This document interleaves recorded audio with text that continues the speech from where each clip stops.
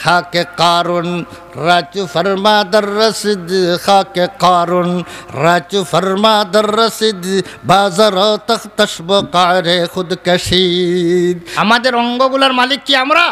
না, এই অঙ্গগুলার মালিক হইলেন আল্লাহ। এই জন্য আল্লাহ তাআলা আপনাকে আমাকে নিজের স্থায়ী অঙ্গগুলা যেগুলো আছে, যেমন আমার আঙ্গুলটা কেটে আরেকজনকে দিতে পারবো না, আমার চক্ষুটা খুলে আরেকজনকে দিতে পারবো না, আমার কিডনি খুলে আরেকজনকে দিতে পারবো না, আমার এখানে বাল্ব আছে, বাল্ব এখান থেকে খুলে আরেকটা বাল্ব একজনকে দিতে পারবো না। শরীরের যদি কোনো অংশ অন্যকে দিতে হয় আপনি দিতে পারবেন না। হ্যাঁ, প্রয়োজনে আপনার শরীরের এক জায়গা থেকে আরেক জায়গায় লাগাইতে পারবেন। যেমন আপনার শরীর থেকে একটা এখান থেকে রগ, আপনার পায়ে রান থেকে আপনার একটা রগ খুলে, যে সময় আপনার হার্ট অপারেশন হয়, সেই অপারেশন করে হার্টের যে রগটা আছে, সেই রগটা এখান থেকে যখন কেটে ফেলে দেয়, তখন আপনার পায়ের মধ্যে অতিরিক্ত একটা রগ রাখা আছে, সেই রগ থেকে সে খুলিয়া এখানে নিয়ে লাগাইয়া দেয়, ডাক্তাররা লাগাইয়া দেয়। এটা নিজের অংশ থেকে নিয়ে এক জায়গা থেকে আরেক জায়গাতে লাগাইছে, এটা তো অন্যকে দেয় নাই, নিজের অঙ্গকে নিজেই ব্যবহার করেছে, এটার অনুমতি আছে। কিন্তু অপর কাছ থেকে সেটা আনার অনুমতি নাই। এটা ফিকহের দৃষ্টিতে। এই জন্য এতে যদি একজন মানুষ মারা যায়, বলে কিডনির অভাবে মারা যাইবে, মরে যায়, আপনার আসে গেল কি? হায়াত দিছেন আল্লাহ, মারবেন আল্লাহ, যার যখন মরার সময় আসবে সে এমনিই মরবে, এমনিই মরে যাবে। আপনার চিন্তা করার কোনো ব্যাপার নাই। আপনি চিন্তা করতে হবে হালাল উপায়ে আমার দেওয়ার সুযোগ তাহলে আমি দিব, হারাম উপায়ে আমি দিতে পারবো না। সেই ওয়াজ মাহফিলের অধিক মাত্রা ওয়াজ মাহফিল তাহার দরুনি আমাদের দেশের অনেক জনসাধারণ যারা কোনো দিন মাদ্রাসায় যায় নাই,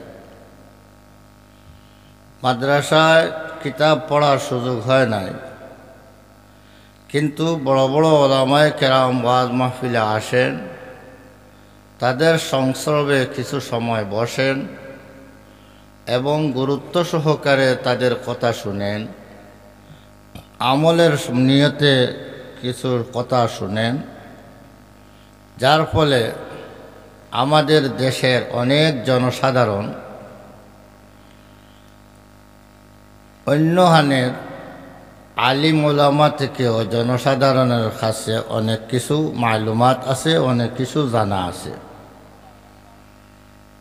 দেখা গেছে অন্য স্থানের, অন্য এলাকার, অন্য জেলার অনেক আলিম থেকেও আমাদের সাধারণ মানুষের কাছে অনেক ইলিম বেশি আছে কোনো ক্ষেত্রে। সেই ইলমের সূত্রটা কোন জায়গা থেকে? ইলিম শেখার দুইটা ব্যবস্থা। একটা ব্যবস্থা হইল কোনো আলিমের কাছে বসে কিতাব পড়িয়া উনার কাছে কিতাব পড়ি ইলিম শেখা যায়।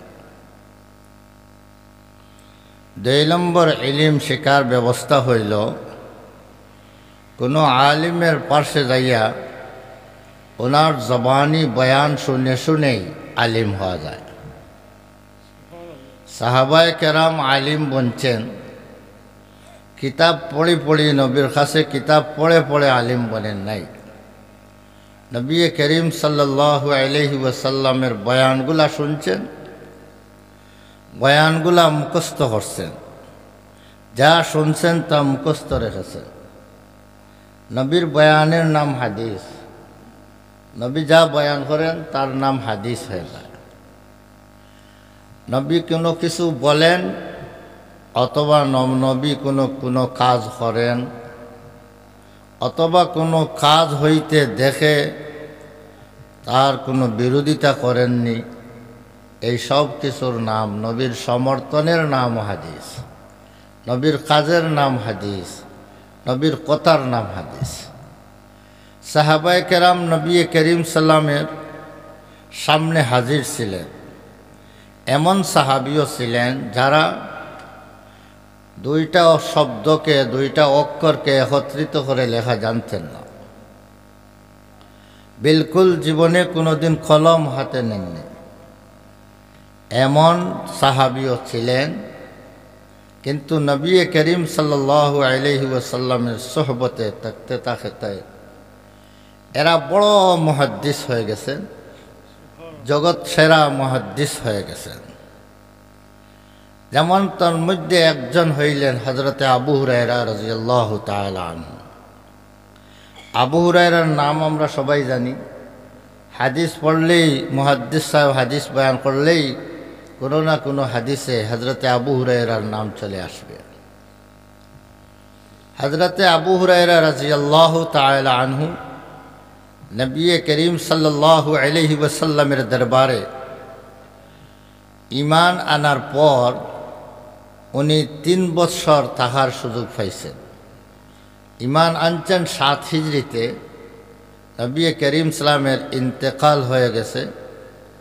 10 হিজরি শেষ হয়ে 11 হিজরি আরম্ভ হইতেই 2 মাস যাইতেই না 3 মাসের সময় মুহররম, সফর, রবিউল আউয়াল, 11 হিজরির রবিউল আউয়াল মাসে নবী করিম সাল্লাল্লাহু আলাইহি সাল্লাম ইন্তেকাল ফরমিয়েছেন। নবীর ইন্তেকালের আগ পর্যন্ত ওই সামান্য 3টা বৎসর পাইছেন মাত্র আবু হুরায়রা রাদিয়াল্লাহু তাআলা আনহু। কিন্তু আবু হুরায়রা রাদিয়াল্লাহু তাআলা আনহু মসজিদে নববীতেই পড়ে থাকতেন। নবী করিম সাল্লাল্লাহু আলাইহি ওয়াসাল্লামের মসজিদে নববীর মধ্যে একটা বারিন্দা ছিল। সেই বারিন্দার নাম হইল সুফা। সেই বারিন্দাতে যারা থাকতেন তাদেরকে আসহাবে সুফা বলা হয়। কোনো সময় 70 জন পর্যন্ত তাদের সংখ্যা হয়ে যেত, 30, 40, 50, এমনকি 70 জন পর্যন্ত তাদের কাফেলা হয়ে যেত।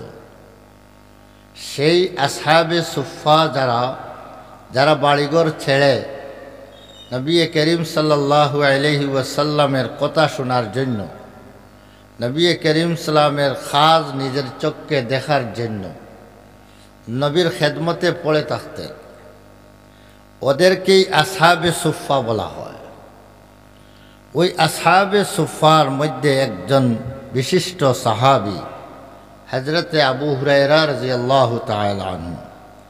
হযরতে আবু হুরায়রা রাদিয়াল্লাহু তাআলা আনহু বয়ান ফরমান যে আমার থেকে কোনো আমার থেকে বেশি হাদিস কেহ জানেন বলে আমার জানা নাই। 3 বছর সময় নবীর খেদমতে আছেন, কিন্তু নবীর জিন্দেগি, নবুয়তির জিন্দেগি তো 23 বছরের জিন্দেগি।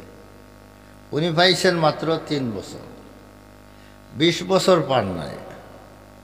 3 বছর থেকে নবীর খেদমতে এমনভাবে থাকছেন, দিন রাত 24 ঘন্টাই এখানে পড়ে থাকছেন। নবী করিম সাল্লাম কোন সময় কোন কথা বলবেন আর আমি শুনব না, নবী করিম সাল্লাম কোন সময় কোন আমল করবেন আর আমি দেখব না, হয়তো হয়ে যেতে পারে আমি দেখব না। এখানে যদি থাকি মসজিদের বারিন্দায়, তাহলে নবী গড় থেকে মসজিদে নববীর পাশেই তো নবীর বাসা, নবীর কামরা। তাই গড় থেকে বাহির হইলেই নবী করিম সাল্লাম যখন আসবেন, যখন বসবেন মসজিদে নববীতে, তখন ওনার সামনে হাজির হইতে পারব। এই জন্য আবু হুরায়রা রাদিয়াল্লাহু তাআলা আনহু কোনো রিজেক তালাশেরও কোনো চিন্তা নাই, পেট ফলার কোনো চিন্তা নাই। একই চিন্তা আবু হুরায়রার, নবী করিম সাল্লাম কি করেন, কি বলেন, শুধু এগুলাই পর্যবেক্ষণ করা, এগুলাই মুখস্থ করা আবু হুরায়রার জিন্দেগির এই 3 বছরের মিশন ছিল।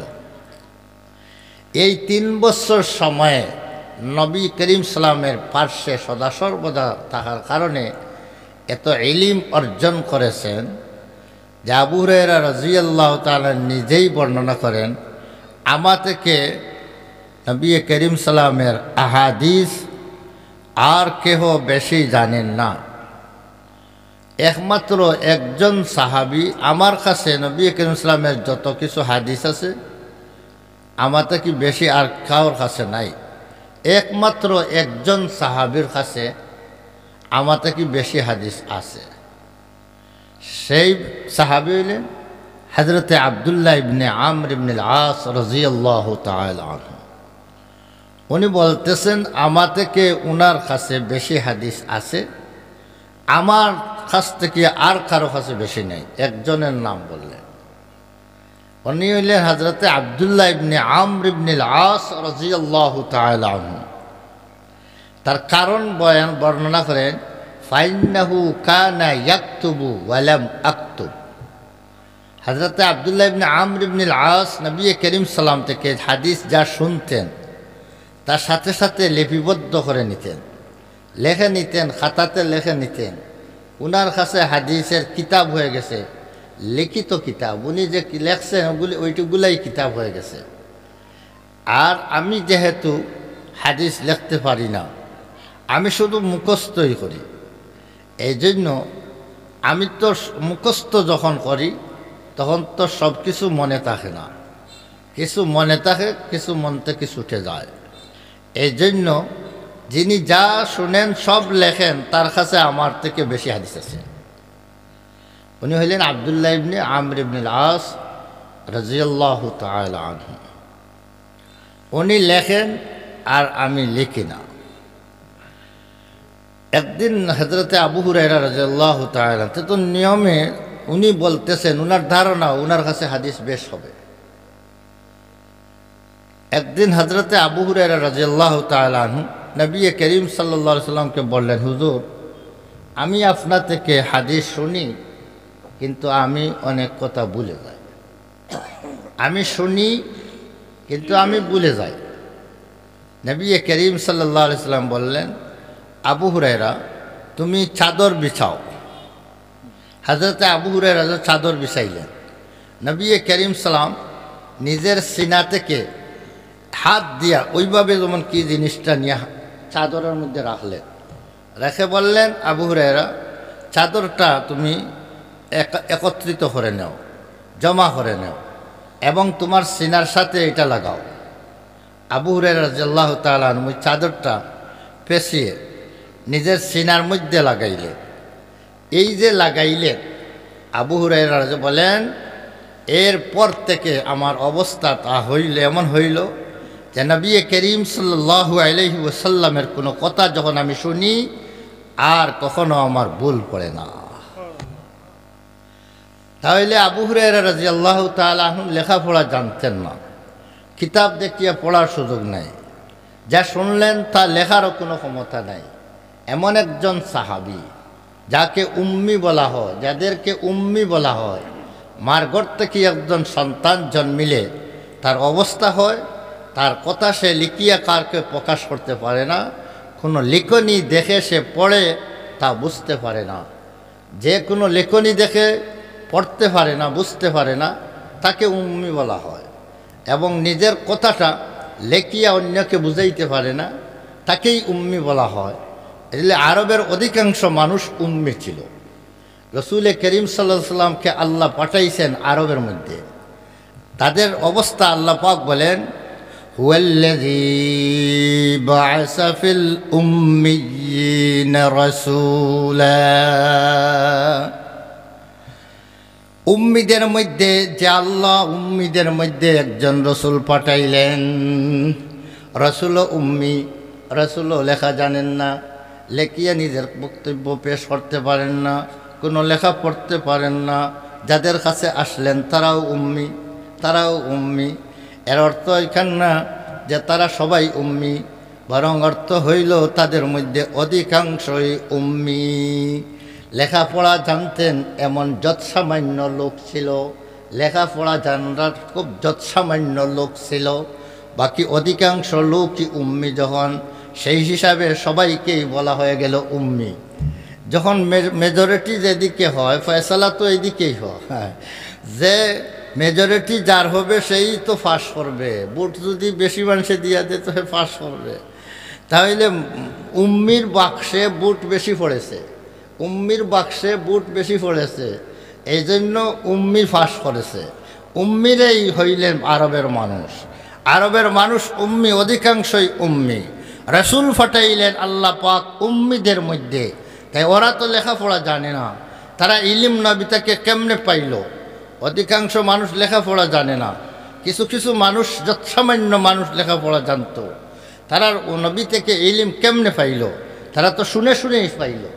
এই শোনার ব্যবস্থা যতদিন পর্যন্ত মুসলমানদের মধ্যে আমভাবে এইভাবে ওলামাদের বয়ান শোনার ব্যবস্থা যতক্ষণ পর্যন্ত যেখানের মধ্যে আমভাবে থাকবে, সেই এলাকার মুসলমান নাস্তিক মুরতাদ হবে না।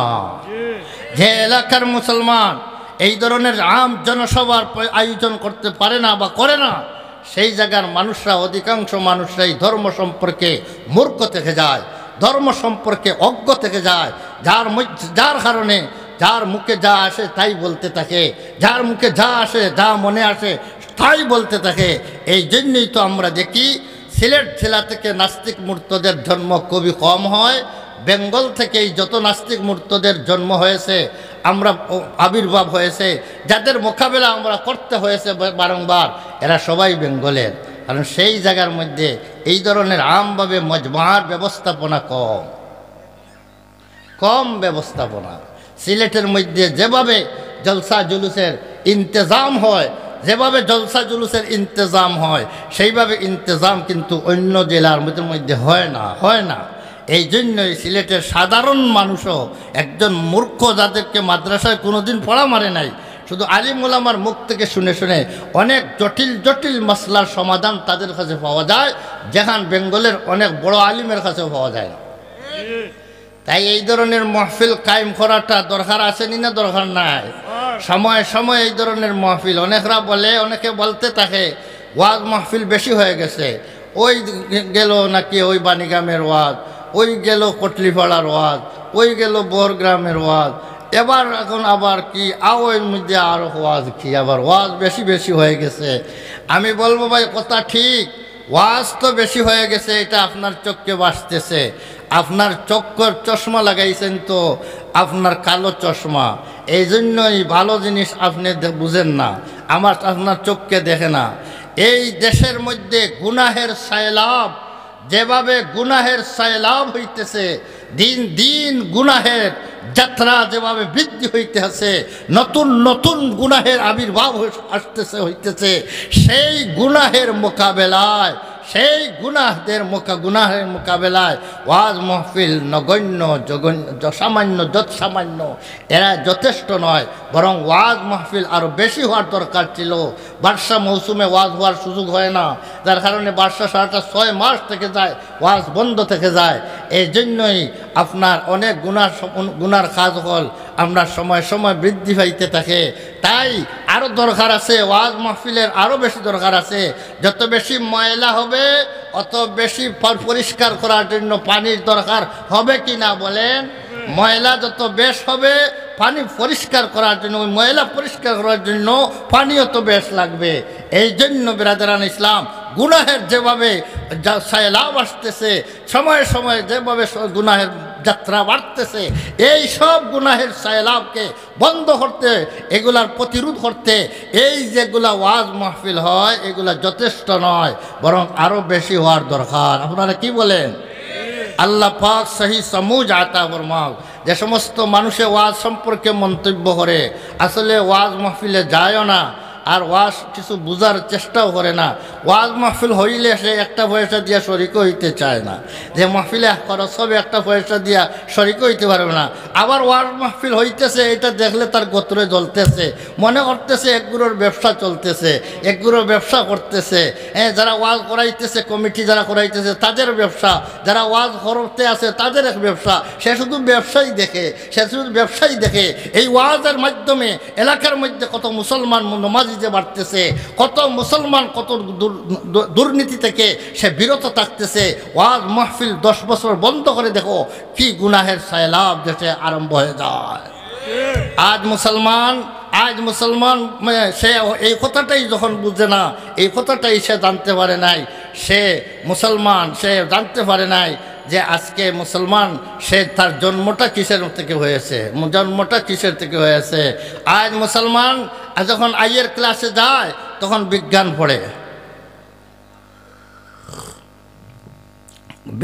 পড়লে সে জানতে পারে যে মানুষের জন্ম হয়েছে বানর থেকে, মানুষ মূল ছিল বানর।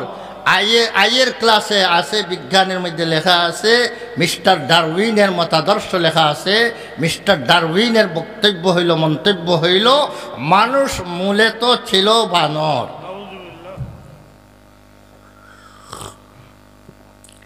মিস্টার ডারউইনের বাপ হয়তো বানর হইতে পারে, কি মনে করেন? আমাদের আব্বা কিন্তু কি নাই, বানর না।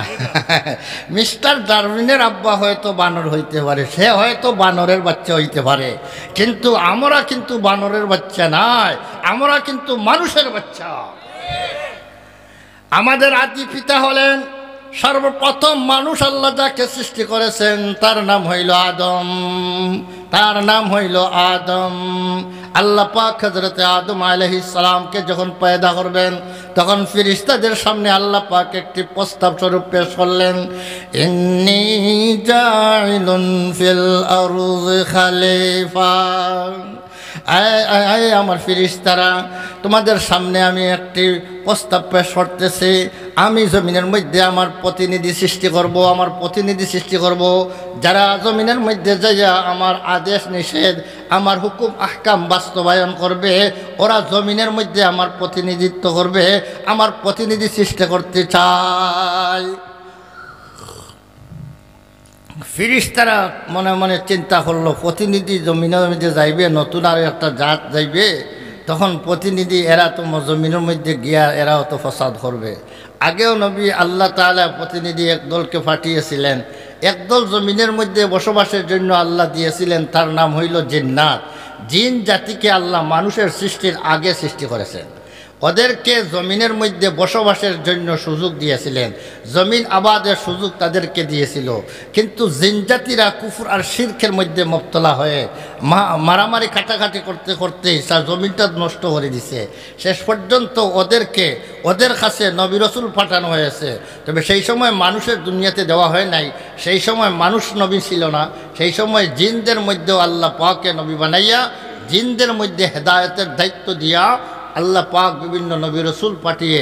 কারণ এবাদত বন্দেগীর জন্য তো দুই দলই হইল গিয়ে আল্লাহর নির্দেশিত, একদল হইল মানুষ আর একদল হইল জিন।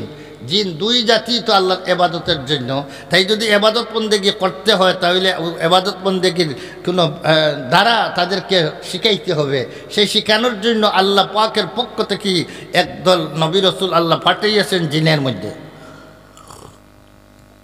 কিন্তু সেই জিন নবীরা যখন আসছিল, সেই জিন নবীরা আসার পর ওই জিন জাতিরা যেহেতু অশৃঙ্খল জাতি, এরা জন্মের মধ্যে যে চারটা ধাতু দিয়ে জিন্নাতকেও বানানো হয়েছে, মানুষকেও বানানো হয়েছে চারটা ধাতু দিয়ে, মাটি, পানি, হাওয়া, আগুন, চারটা বস্তু দিয়া। এর দ্বারা জিন জাতিকেও বানানো হয়েছে চার বস্তু দ্বারা। তবে মানুষের মধ্যে মাটির অংশটা বেশি আর জিন্নাতের মধ্যে আগুনের অংশটা বেশি, আগুনের অংশটা বেশি। এই জন্য সেই জিন জাতির মধ্যে আগুনের অংশটা বেশি থাকার কারণে তাদের মধ্যে অশৃঙ্খলাটার মাত্রাটা বেশি বেশি, তাদের মধ্যে অশৃঙ্খলা। নবী রসুল যারা আসছিল সবাইকে তারা কাতল করে, ধ্বংস করে, মারিয়া শেষ করে দিছে। দাওয়াত নিয়ে তাদের কাছে আসছে যারা, তাদেরকে তারা শহীদ করে দিয়েছে। এই ধরনের অশৃঙ্খলা বিশৃঙ্খলা যখন জমিনের মধ্যে সৃষ্টি করতেছে, তখন আল্লাহ পাক তাদেরকে শায়েস্তা করার জন্য, তাদেরকে পিটানোর জন্য আল্লাহ তাআলা নূরের পয়দা ফেরেশতাদেরকে পাঠাইলেন, যাও ওদেরকে শায়েস্তা করে দাও।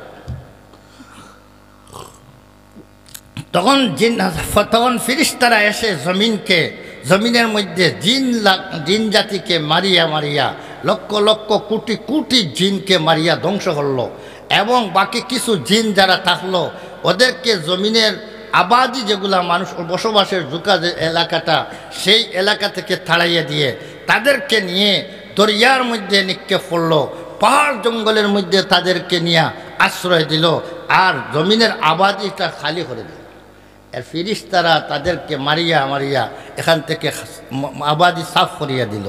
তাহলে ফেরেশতারা তো জানে জমিনে যাদেরকে পাঠাইছেন আগে, এরাই তো জমিনের মধ্যে খালি হত্যাকাণ্ড করেছে, মায়ের মহৎমা করেছে, এখনো আবার ফাটাইতেন নি আল্লাহ। এরাও গেলেও তো এই কাজ করবে।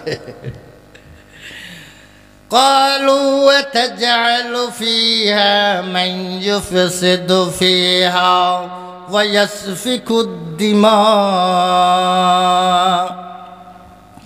আয় আল্লাহ জমিনের মধ্যে আপনি এমন জাতিকে কি পাঠাইতে চান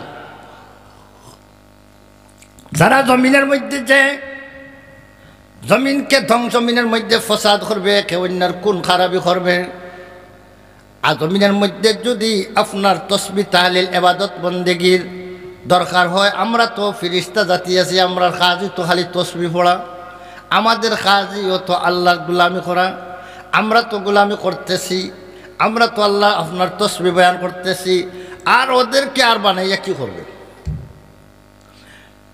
তাহলে আল্লাহ পাক একটা ইচ্ছা পোষণ করলেন তাদের সামনে, কিন্তু তারা ওই কথাটা বুঝলো না বুঝিয়া তারা যেমন এটা মন্তব্যটা উল্টা মন্তব্য করে নিল।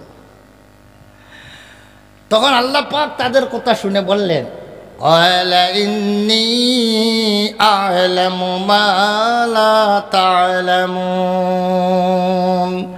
ও ফেরেশতারা, তোমরা যা জানো না আমি তা জানি।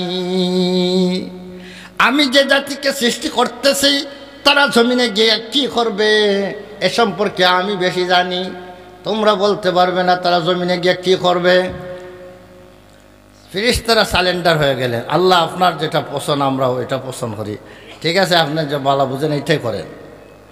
তখন আল্লাহ পাক জমিন থেকে একজন মানুষ সৃষ্টি করার জন্য, জমিন থেকে উপাদান নেওয়ার জন্য ফেরেশতাকে পাঠিয়ে দিলেন।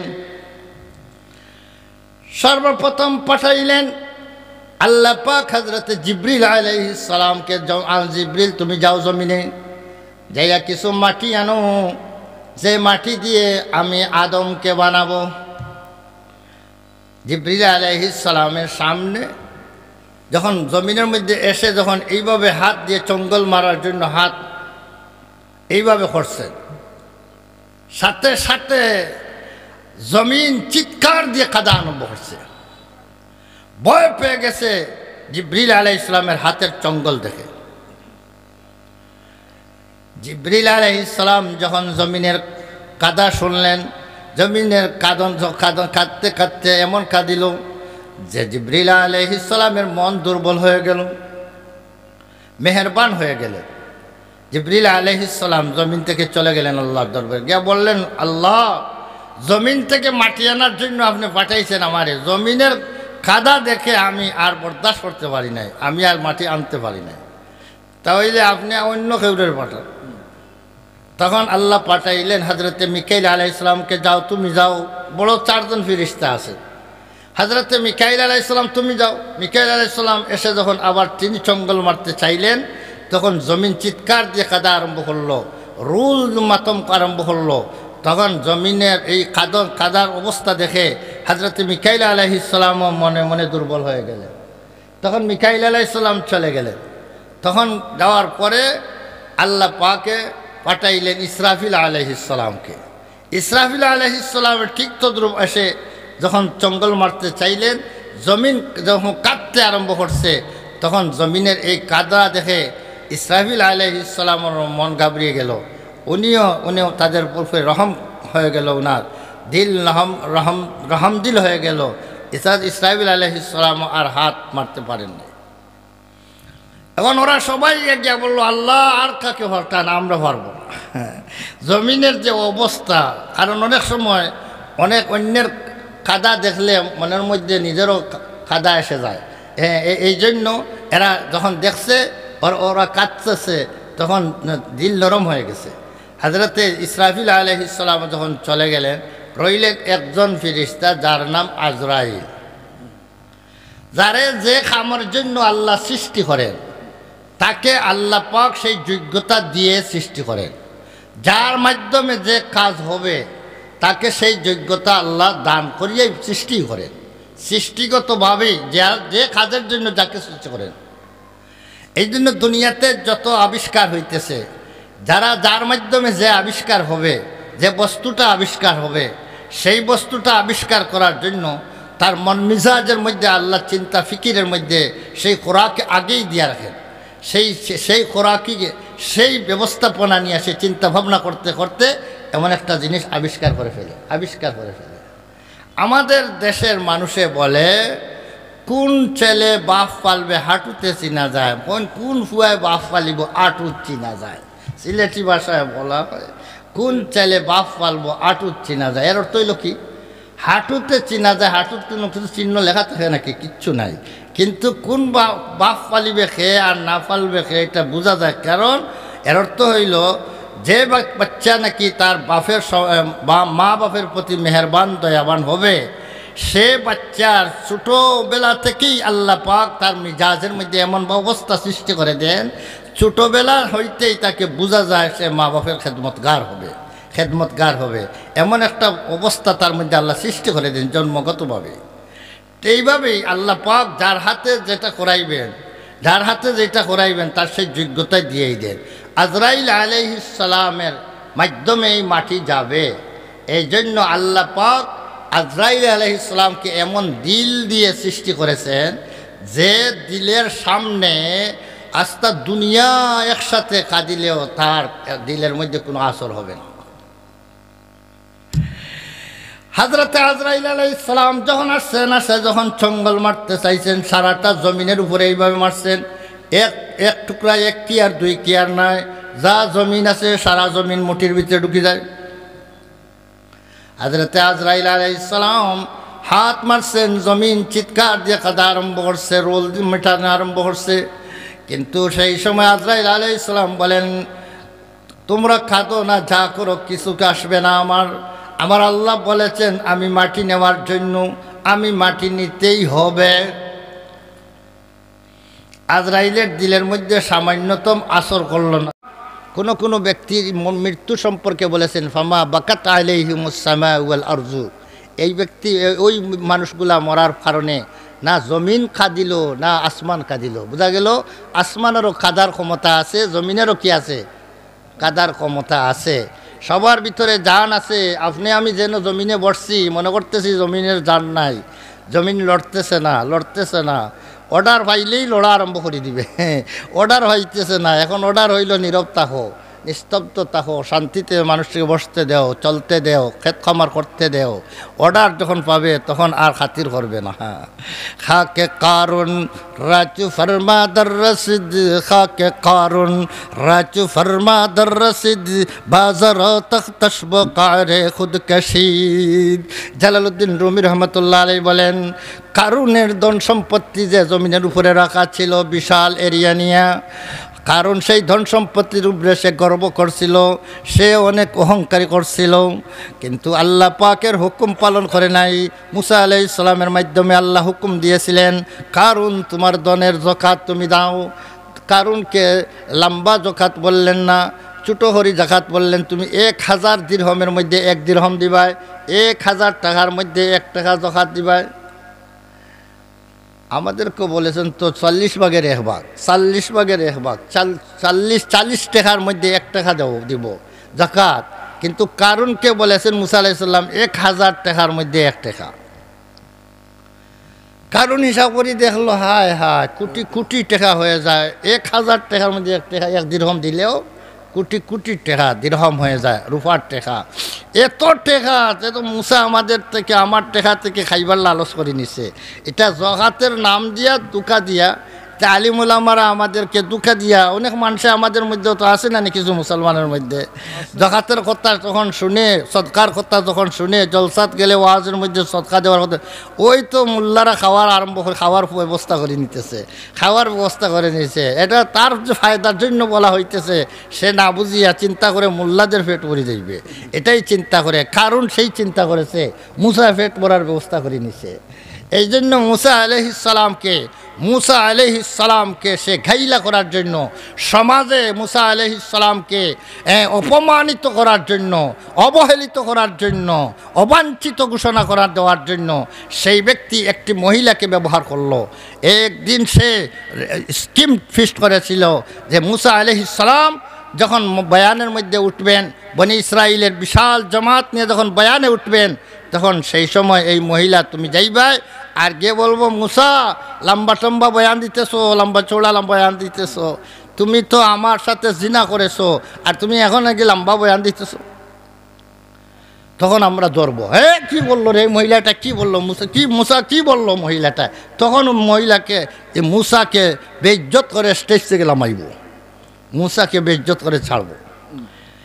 কারণ স্কিম ফিট করেছে, সে মহিলা তৈয়ার করে পয়সা দিয়ে রেডি করেছে, কিন্তু কারণের স্কিম বাস্তবায়ন হয় নাই। আল্লাহ পাক ইজ্জত হেফাজতের মালিক আল্লাহ বিশেষ করে নবীদের সম্পর্কে কোনো ব্যক্তি এই ধরনের কোনো স্কিম পাস করতে পারে নাই। নবীদেরকে বেইজ্জত করলে নবীর নবুয়তি চলবে না। এই জন্য আল্লাহ নবীদেরকে এই সমস্ত স্কিম, নবীদের ব্যাপারে এই সমস্ত স্কিম পাস করতে ব্যবহার স্কিমকে কামিয়াব হইতে দেন নাই। মুসা আলাইহিস সালামের দরবারে গিয়ে যখন মহিলা বলতে যাচ্ছে, মুসা আলাইহিস সালাম বয়ান করতেছেন, এমন সময় মহিলা দাঁড়িয়ে গেছে, দাঁড়িয়ে এখন বলবে, মুসা তুমি কি বয়ান করো, আমার সাথে তুমি জিনা করলে, এখন কি বয়ান করো। এটা বলার পূর্বে তার জবান কার কন্ট্রোলে চলে? হাতের মালিক আল্লাহ, মুখের মালিক আল্লাহ, সব অঙ্গে প্রত্যঙ্গের মালিক আল্লাহ। আমাদেরকে শুধু ব্যবহারের অনুমতি দিয়েছেন। এই জন্য আমরা তো আপনাদের হাত পা কিছুর মালিক নাই।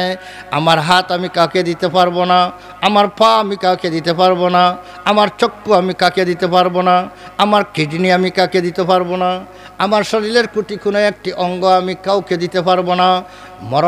জীবিত অবস্থায় দিতে পারবো না, মরার পরও দিতে পারবো না, মরার আগে ওসিয়ত করে যাইতে পারবো না। আমি মরে গেলে আমার কিডনিটা খুলে নিও, আমি মরে গেলে আমার চক্ষুটা খুলে নিও। চক্ষুগুলা কিছু সময় পর্যন্ত খুলে নিয়ে হেফাজতে রাখলে কিছু কাজে আসে, লাগাই দেওয়া যায় অন্যখানে। কোনো মানুষ তার চক্ষু সম্পর্কে বলে যায়, আমার চক্ষুটা দিয়ে দিলাম হসপিটালে, হাতিয়া দিয়ে দিলাম। এই যে চক্ষু আর কিডনি তুমি দিবাই, এই কিডনির মালিক তুমি নি। তুমি মালিক যদি হইতায় তাহলে তোমার মালের তুমি যাকে ইচ্ছা তাকে দিতে পারতায়, কিন্তু এই সমস্ত শরীরের কোনো একটা অঙ্গর মালিক আমরা নয়। আমরা আমাদের মালিক নয়, আমাদের খালিক আর মালিক যিনি রব্বুল আলামিন, তিনি আমাদের সব কিছুর মালিক। আমাদেরকে শুধু ব্যবহারের অনুমতি দিছেন, তাও ব্যবহার করার জন্য আপনার শর্ত লাগাইয়া দিছেন। আমি যে ওই কাজের মধ্যে তুমি ব্যবহার করলে তোমার অনুমতি দিলাম। আমি যে কাজে ব্যবহারের অনুমতি দেই নাই সেই কাজে ব্যবহার করো, যদি আমার আদালতে আসিয়া তুমি শাস্তি ভোগ করতে হবে।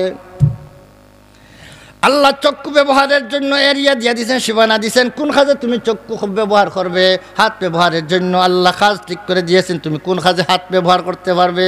পাও ব্যবহারের জন্য আল্লাহ পাক কাজ নির্ধারণ করে দিয়েছেন, তুমি কোন কাজের মধ্যে পা ব্যবহার করতে পারবে। শরীরটা তোমার ব্যবহার করার জন্য কোন কাজে ব্যবহার করতে পারবে, কোন কাজে ব্যবহার করতে পারবে না, আইন বানিয়ে দিয়ে দিয়েছেন। আল্লাহর আইন মেনে ওইগুলা ব্যবহার করার মতো অনুমতি আল্লাহ দিয়েছেন। আইনের বাহিরে যদি ব্যবহার করেন তাহলে আল্লাহর আদালতে আসামির কাঠগড়ায় দাঁড়াতে হবে। এই জন্য বিরাদারান ইসলাম, কাকে আপনার একজনের কিডনি আর একজনকে দেওয়া যাবে না।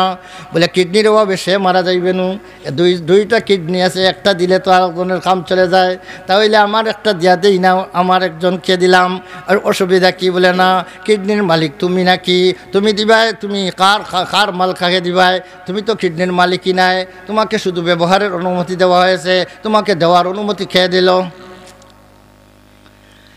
এই জন্য শরীরের কোনো অঙ্গ প্রত্যঙ্গ একে অন্যকে দেওয়া যাবে না, জীবিত অবস্থায় দেওয়া যাবে না, মৃত্যু অবস্থায় দেওয়া যাবে না। তবে বলতে পারেন, হুজুর আমরা রক্ত দেই, একজনে আরেকজনকে রক্ত দেই, রক্তের অভাব, ডাক্তার বলছে 5 ব্যাগ রক্ত লাগবে, তখন সেই সময় তো আমরা বন্ধু বান্ধব মিলে একজনকে বিপদে পড়ছে তাকে আমরা রক্ত দেই, তাহলে রক্ত দেওয়া কি জায়েজ আছে কি নাই? রক্তর ব্যাপারটা ভিন্ন, রক্তর ব্যাপারটা ভিন্ন। রক্ত যে এটা শরীরের স্থায়ী অঙ্গ নয়, এটা কোনো স্থায়ী অঙ্গ নয়, রক্তর ব্যাপারটা ভিন্ন। এই জন্য প্রয়োজন যদি হয় যে রক্ত না দিলে একজন মানুষ মারা যাবে, তার জীবন রক্ষার্থে, তার জীবনের স্বার্থে একজন মানুষকে রক্ত দেওয়া যায়। শরীরের আরও একটা অঙ্গ আছে, যেমন বাচ্চাদের জন্য মার দুধ খাওয়ানো হয়, মার স্তন থেকে দুধ খাওয়ানো হয়, সেই দুধটা একজন মানুষের অংশ, মানুষের একটা অংশ শরীর থেকে বয়ে দেওয়া হয়, সেই অংশটা একজন বাচ্চারে দেওয়া যাইতেছে।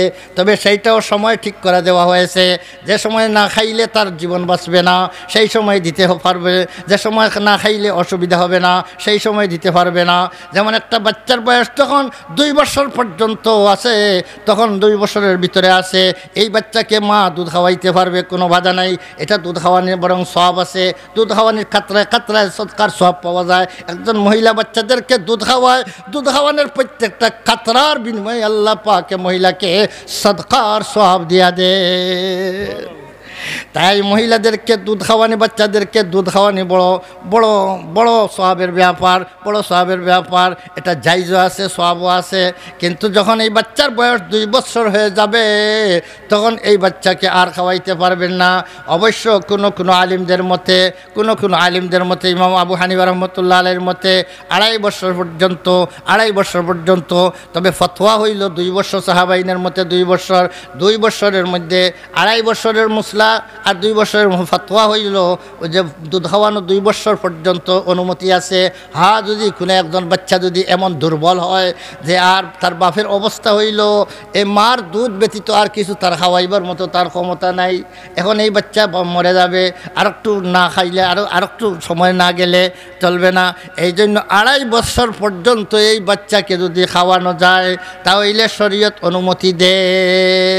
কিন্তু যদি 2 বছরের পরে দেখা যায় ওই বাচ্চাটারে দুধ না খাওয়াইয়া অন্য জিনিস খাওয়াইবার তৌফিক আছে, ওই বাচ্চা অন্য জিনিস খাইয়া বাঁচতে পারবে, খাওয়াইতে যে বাপ আছে সে খাওয়াইতেও পারবে, তাহলে 2 বছরের সময় বন্ধ করে দিতে পারবে। আর মজবুরি হইলে 2.5 বছর পর্যন্ত যাইতে পারবে, আরও 6 মাস যাইতে পারবে। তাহলে দুধ এইটাও শরীরের অংশ, শরীরের মধ্যেই সৃষ্টি হয়। এই দুধ খাওয়ানো জায়েজ আছে। এটা কি লাগামহীনভাবে যাকে যা সময় মনে খাওয়াইতে পারবেন? কি মনে করেন? দুধ আছে, এটা সবার জন্য নয়, ছোটো বাচ্চা যার জান রক্ষার জন্য খাইতে হইবে। আর রাযাআতু ফিল মাজাআতি, নবী করিম সাল্লাল্লাহু আলাইহি ওয়াসাল্লাম ফরমায়েন, যখন খাইলে পেটের ক্ষুধা নিবারণ হবে সেই বয়সে দুধ খাওয়াইলে, যে মহিলা দুধ খাওয়াইবে সে মা বনে যাবে, তার সাথে রেজাই মা হয়ে যাবে, দুধ মা হয়ে যাবে। এরপরে খাওয়ানো জায়েজও নয়, আর যদি খাওয়ানতে দুধ মাও হবেন না। এখন যদি বেটায় তার বউর দুধ খাইয়া হলে, কোনো সময় তো আমাদের কাছে ফতোয়া যায়, হুজুর একজন মানুষে তার বউর দুধ খাইয়া ফেলছে, দেখতে দেখতে আর দাঁড়তে পারছে না, বাচ্চা খায় তার সামনে দেখে, আর তার মনে হইলো যে কি মজার জিনিস খাইতেছে বাচ্চা, আমিও দেখি না। যদি খাইয়া ফেলে তার বউর দুধ খাওয়ার কারণে, তার বউর দুধ যদি সে খায়, তাহলে সে এই বউর মুত খাইলে যেভাবে মুত খাওয়া যেভাবে হারাম, বউর দুধ খাওয়াও সেইভাবে হারাম। বউর দুধ মুত খাইলে যেভাবে বউ মা বনে না, বউর যদি মুত খায় তাহলে বউ মা বনে না। এইভাবে বউর যদি দুধ খাইয়া ফেলে, স্বামী যদি খাইয়া ফেলে, তাও বউ তার মা হবে না। তবে মুদ খাইয়া যেভাবে হারাম কাম করে, এইভাবে এই দুধ খাওয়াটাও তার জন্য হারাম। তাহলে দুধ এটা সবার জন্য কি হালাল? কি মনে করেন, সবার জন্য কি হালাল? না। 2 বছর উপরে যদি কোনো বাচ্চা হয়, আপনার বাচ্চাকেও খাওয়াইতে পারবেন। আরও ছোটো কোনো বাচ্চা যদি হয়, 2 বছর বয়সের নিচে তার বয়স হয়, যে কোনো বাচ্চারে খাওয়াইতে পারবেন, এটার অনুমতি আছে, কারণ এটার দ্বারা তার পেটের ক্ষুধা নিবারণ হবে। একজন মহিলা আরেকটা বাচ্চার এসে খাওয়াইতে পারবে, দুধ খাওয়াইতে পারবে, কোনো বাধা নাই। কিন্তু ইয়াদ রাখবেন একটা কথা, দুধ খাওয়ানি বড় একটা রিস্কি ব্যাপার। যে মহিলার দুধ যে খাবে, যদি 2 বছরের ভিতর যদি দুধ খায়, তাহলে ওই মহিলাটা ওই বাচ্চার জন্য মা হয়ে যায়। এতে বেশি দুধ খাওয়া লাগে না। এক কাতরা দুধ খেয়ে যদি একটা টান, দুধের একটা টান খাইছে, মার স্তনে মুখ লাগাই একটা টান দিছে শুধু, আর খাওয়ানো নাই, ওই একটা টান খাওয়ার কারণেই ওই মহিলাটা মা হয়ে গেছে। এখন কোনো দিন যদি ওই মহিলার ঘরে আরও কোনো যেমন মহিলা আছে, আর ওই মহিলার ঘরে একটা বাচ্চি জন্ম নিছে, একটি মেয়ে জন্ম নিছে, ওই দুধটা খাওয়াইছে আরেকজনের মেয়ে, আরেকজনের ছেলেকে, কান্দিতেছে দেখে, কান্নাকাটি করতেছে দেখি, একজন মহিলার দরদ লাগছে আর বলল যে পেটের ক্ষুধায় কাঁদতেছে, তাহলে আমার কাছে তো দুধ আছে, প্যাকেটের দুধ আছে, সামান্য দুধ খাওয়াইয়া তারে ঠান্ডা হরি দেয়। মহিলা তার প্যাকেট থেকে দুধ দিয়ে দিল, বাচ্চা ঠান্ডা হয়ে গেল, কাদাকাদি বন্ধ করে দিল। এটা তো ভালো কাজ করছে, কিন্তু এই কথাটা স্মরণ রাখতে হবে এবং তার মাকে বলে দিতে হবে, আমি তোমার বাচ্চাকে আমি দুধ খাওয়াইছি। অনেক সময় মহিলারা বলে না, মনে করে একবার দুধ খাওয়াইছি আর এটা আবার গফ করতে হবে নি, এটাও আবার বলা লাগবে নি, আর কি কাজ, একবার খাওয়াইলে মানে এত বড় কাজ তো নাই। কিন্তু এটা বড় কাজ করে নিছেন, দুধ খাওয়াইছেন নি, আপনি মা হয়ে গেছেন, ওই বাচ্চার মা হয়ে গেছেন। দুধ মা জন্ম, যার ঘরে জন্ম নেওয়া হয় সে মা হয়, এবং যে মহিলার দুধ খাওয়া যায় সেই মহিলাও মা বলে যায়। তাহলে মারগরের বোন যদি হয়, মারগরের বোন, তাহলে ওই বোনকে যেভাবে ছেলে শাদি করতে পারে না, এইভাবে যদি যে মহিলার দুধ খাইছেন সেই মহিলার আরও মেয়ে যদি হয়, সে মেয়েকে কোনো ছেলে যদি দুধ খায়, এই মেয়ে আর এই ছেলে দুজন আপুসের মধ্যে বিয়া শাদি হইতে পারবে না, তারাও আপুসের মধ্যে ভাই বোন হয়ে গেছে। এই কথাটা যদি জানা থাকে না, যে মহিলায় দুধ খাওয়াইছেন উনি যদি জানান না, বলেন না, আর ওই যে মহিলার ছেলেরে দুধ খাওয়াইছেন ওই মহিলার ছেলে বড় হয়েছে, আপনারও একজন মেয়ে বড় হয়েছে, পরবর্তীতে আপনার পছন্দ হয়ে গেছে, এই ছেলের পছন্দ হয়ে গেছে এই মেয়েকে, অথবা আপনার এই মেয়ের পছন্দ হয়ে গেছে এই ছেলেরে, আপনারা পরামর্শ করে বিয়া শাদী ঠিক করে নিলেন, কিন্তু বিয়া শাদী হবে কি না এটা যদি সত্যিকারের যদি বাস্তবেই যদি মা যেই মহিলার দুধ খাইয়া, যেই মহিলা যদি এই বাচ্চাটারে দুধ খাওয়াইয়া তাকে একবার খাওয়াইলেও সে মা যেহেতু হয়ে গেছে, আর ওই বাচ্চাটা যে মেয়ের সাথে বিয়া হবে সে তো দুধ মা, যে এ তো বোন হয়ে গেল। তাইলে ভাই বোন যেভাবে বিবাহ হারাম, ওইভাবে দুধ খাওয়ার কারণে যে ভাই হইল বা বোন হইল তাকেও তাদের এই দুজন আপুসের মধ্যে বিয়া শাদী হারাম। এই জন্য আপনি কেউ যদি দুধ খাওয়াইয়ার ফেলেন তাহলে এটা জানাইতে হবে, এটা গোপন রাখার বিষয় নয়। এমন একটা ঘটনা ঘটে গেছে সাহাবার জমানায়।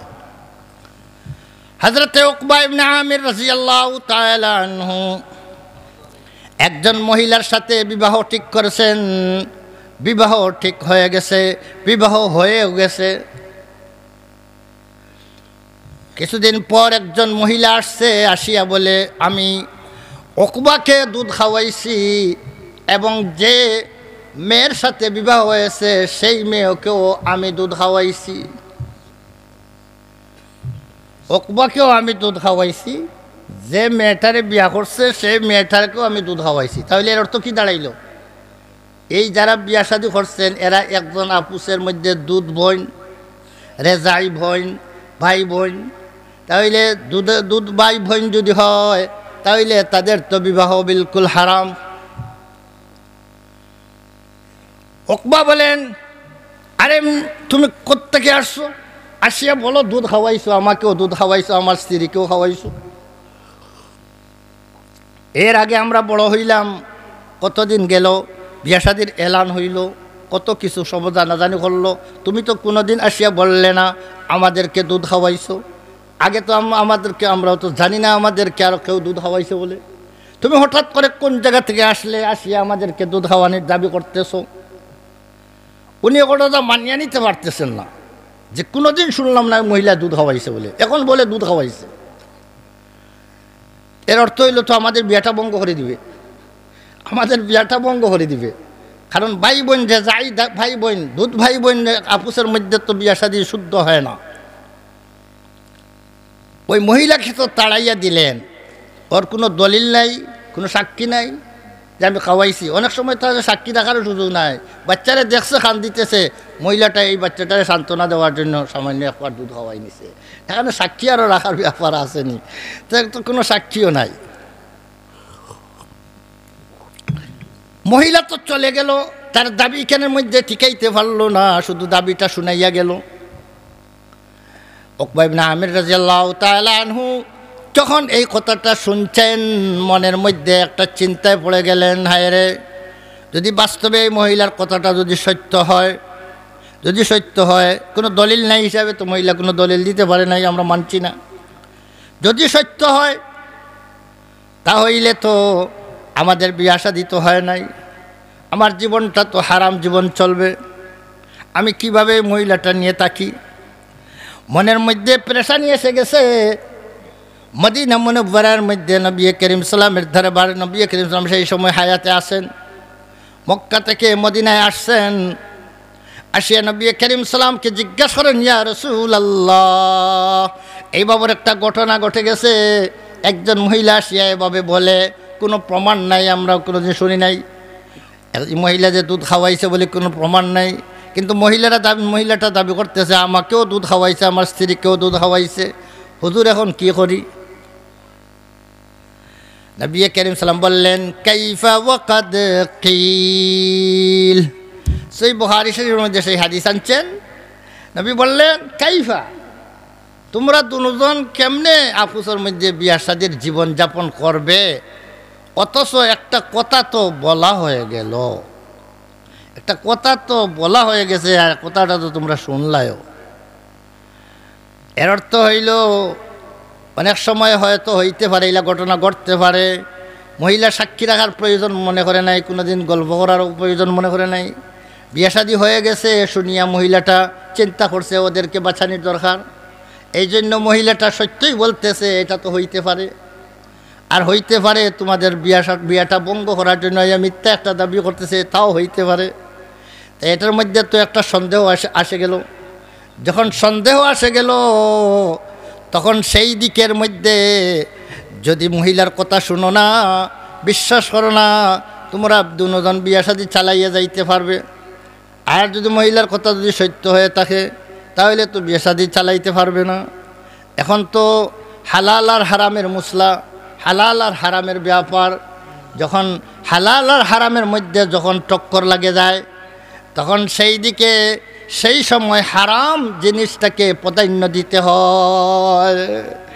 হারাম হালাল না করলে তো কোনো অসুবিধা নাই, কিন্তু হারাম করলে তো অসুবিধা আছে। এই জন্য ওই মহিলাটাকে শাদী না করলে তো কোনো অসুবিধা নাই, আর যদি হারাম হয়ে যায় তাহলে তো শাদী করার কারণে গুনাহগার হইলাম। এই জন্য নবী করিম সাল্লাল্লাহু আলাইহি সাল্লামের এই কথা শোনার পরে হযরতে উকবা ইবনে আমির রাদিয়াল্লাহু তাআলা আনহু ওই মহিলাকে তালাক দিয়ে পৃথক করে দিলেন। যদি বিয়া যদি হয় তো তালাকে খাম আসবে, আর যদি বিয়া হয় নাই, যদি আসলে খাওয়াই থাকে তো তালাকের দরকারই নাই, বিয়াই হয় নাই, আর কি ওর তালাক। এই জন্য তালাক দিলে কাজে লাগলে লাগলো, না লাগলো, তালাক দিয়ে আলাদা করে দিয়া দিলেন। আলাদা তো করতে হবে, এই জন্য এই মহিলাকে আলাদা করে দিল। বেরাদারান ইসলাম, এ কারণে দুধ খাওয়ানি বিষয়টা এত সামান্য বিষয় নয়, কিন্তু মহিলারা অনেক ক্ষেত্রে এই বিষয়ে সতর্ক নয়, অসতর্ক থাকে। এই ধরনের অনেক বাচ্চাদেরকে দুধ খাওয়াইয়া ফেলে, শেষ পর্যন্ত এই দুই বাচ্চা, তার বাচ্চা আর ওই বাচ্চার শেষ পর্যন্ত এক সময় হয়তো বিয়া শাদীর ব্যবস্থা হয়ে যেতে পারে। এই জিনিসটা লক্ষ্য রাখার দরকার আছে, বিষয়ে খেয়াল রাখার আছে। আমার কথার আলোচনার বিষয়টা আসল কথাটা ছিল যে দুধও শরীরের একটা অংশ, দুধ কি শরীরের একটা অংশ, কিন্তু এই দুধটা খাওয়ানোর জন্য শরীয়ত অনুমতি দিছে বাচ্চার জান রক্ষা করার জন্য। যে সময় দুধ না খাইলে বাচ্চার হবে না, সেই সময় বাচ্চার দুধ খাওয়ার ব্যবস্থা দিছে। 2.5 বছর 2 বছরের মধ্যে গেলে কি বাচ্চা অন্য খানা খাইতে পারবে, নরম অন্য কিছু খাইলে সে বাঁচতে পারবে। এই জন্য এর আগ পর্যন্ত তাকে দুধ খাওয়ার ব্যবস্থা দেওয়া হয়েছে, এরপরে তাকে নিষেধ করা হয়ে গেল দুধ খাওয়ানোর ব্যাপারটা। তাহলে এটা জরুরতের কারণে দুধ খাওয়াও খিতা আছে, অনুমতি আছে। তাই দুধের সাথে সম্পর্ক রাখে রক্ত ও শরীরের মধ্যে প্রবাহমান রক্ত। সেই রক্তটা আসলে শরীরের কোনো এমন অংশ নয়, স্থায়ী অংশ নয়। রক্ত একবার বাহির হইয়া গেলে আবার রক্ত আসে, আবার রক্ত পয়দা হয়ে যায়। এই জন্য 3 মাস একবার রক্ত যদি বাহির করে দেন, 3 মাসের পরে এই রক্তটা কাবার হয়ে যায়। আর না হইলে তো রক্ত দিলে মানুষ তো কেউ রক্ত দিত না। এই রক্তগুলা বাহির হয়ে গেলে এই রক্তটার তুলনা করা যায় দুধের সাথে। দুধ যেভাবে প্রয়োজনে একজন বাচ্চারে দুধ খাওয়ানো যেভাবে অনুমতি আছে, ঠিক তদ্রূপ রক্ত দেওয়া প্রয়োজনের স্বার্থে বিনামূল্যে আপনার রক্ত দেওয়া জায়েজ আছে। বিনামূল্যে, পয়সা দিয়ে রক্ত বেচতে পারবেন না। পয়সা দিয়ে রক্ত যেহেতু নাপাক, হারাম চিজ, নাপাক চিজ, রক্ত নাপাক বস্তু বিক্রি করে পয়সা নেওয়া জায়েজ নয়। এই জন্য আপনার কারো যদি রক্ত দেন, বিনামূল্যে রক্ত দিতে হবে, বিনা পয়সায় ফ্রি রক্ত দিতে হবে। অবশ্য বর্তমানে কিছু ব্যবস্থা হয়ে গেছে, মানুষে নিজের স্বেচ্ছায় রক্ত দিতে মানুষ প্রস্তুত হয়ে যায়, আর বিনা পয়সায় রক্ত পাওয়া যায়। কিন্তু এক সময় তো রক্ত পয়সা ছাড়া ব্যতীত পাওয়াও যেত না, সেই ব্যবস্থা আসিল না। সেই সময় মজবুরান মানুষ যান বাঁচানোর স্বার্থে পয়সা দিয়া হইলেও রক্ত খরিদ করতো। তাই এই পয়সা দিয়া রক্ত বিক্রি করা হারাম। কিন্তু যদি বিনামূল্যে ফ্রি রক্ত পাওয়ার কোনো ব্যবস্থা না থাকে, তখন জরুরতর কারণে, নিজের ঠেকার কারণে আপনি রক্ত খরিদ করলে গুনাহগার হবেন না, যে বিক্রি করবে পয়সা নিবে সে গুনাহগার হবে। আপনার তো রোগী বাঁচাইতে হবে, আপনার জান বাঁচানোর স্বার্থে আপনি যদি বিনা পয়সায় পান না, তাহলে পয়সা দিয়ে আনেন, যদি আপনার গুনাহ হবে না, যে বিক্রি করবে তার গুনাহ হবে। প্রাসঙ্গিকভাবে আলোচনা করে নিয়ে আসলো কি বলেন, আমাদের অঙ্গগুলা আমরা মালিক নি, কি বলেন, আমাদের অঙ্গগুলার মালিক কি আমরা না? এই অঙ্গগুলার মালিক হইলেন আল্লাহ। এই জন্য আল্লাহ তাআলা আপনাকে আমাকে নিজের স্থায়ী অঙ্গগুলা যেগুলো আছে, যেমন আমার আঙ্গুলটা কেটে আরেকজনকে দিতে পারবো না, আমার চক্ষুটা খুলে আরেকজনকে দিতে পারবো না, আমার কিডনি খুলে আরেকজনকে দিতে পারবো না, আমার এখানে বাল্ব আছে, বাল্ব এখান থেকে খুলে আরেকটা বাল্ব একজনকে দিতে পারবো না, শরীরের যদি কোনো অংশ অন্যকে দিতে হয় আপনি দিতে পারবেন না। হ্যাঁ, প্রয়োজনে আপনার শরীরের এক জায়গা থেকে আরেক জায়গায় লাগাইতে পারবেন। যেমন আপনার শরীর থেকে একটা এখান থেকে রগ, আপনার পায়ে রান থেকে আপনার একটা রগ খুলে, যে সময় আপনার হার্ট অপারেশন হয়, সেই অপারেশন পরে হার্টের যে রগটা আছে, সেই রগটা এখান থেকে যখন কেটে ফেলে দেয়, তখন আপনার পায়ের মধ্যে অতিরিক্ত একটা রগ রাখা আছে, সেই রগ থেকে সে খুলিয়া এখানে নিয়ে লাগাইয়া দেয়, ডাক্তাররা লাগাইয়া দেয়। এটা নিজের অংশ থেকে নিয়ে এক জায়গা থেকে আরেক জায়গাতে লাগাইছে, এটা তো অন্যকে দেয় নাই, নিজের অঙ্গকে নিজেই ব্যবহার করেছে, এটার অনুমতি আছে। কিন্তু অপর কাছ থেকে সেটা আনার অনুমতি নাই, এটা ফিকহের দৃষ্টিতে। এই জন্য এতে যদি একজন মানুষ মারা যায়, বলে কিডনির অভাবে মারা যাবে, মরে যায়, আপনার আসে গেল কি? হায়াত দিছেন আল্লাহ, মারবেন আল্লাহ, যার যখন মরার সময় আসবে সে এমনিই মরবে, এমনিই মরে যাবে। আপনার চিন্তা করার কোনো ব্যাপার নাই। আপনি চিন্তা করতে হবে হালাল উপায়ে আমার দেওয়ার সুযোগ তাহলে আমি দিব, হারাম উপায়ে আমি দিতে পারবো না। যাই হোক ব্রাদারান ইসলাম, আমি বলতেছিলাম জলসা জুলুস হওয়ার কারণে মুসলমানদের ফায়দা হয় কি না?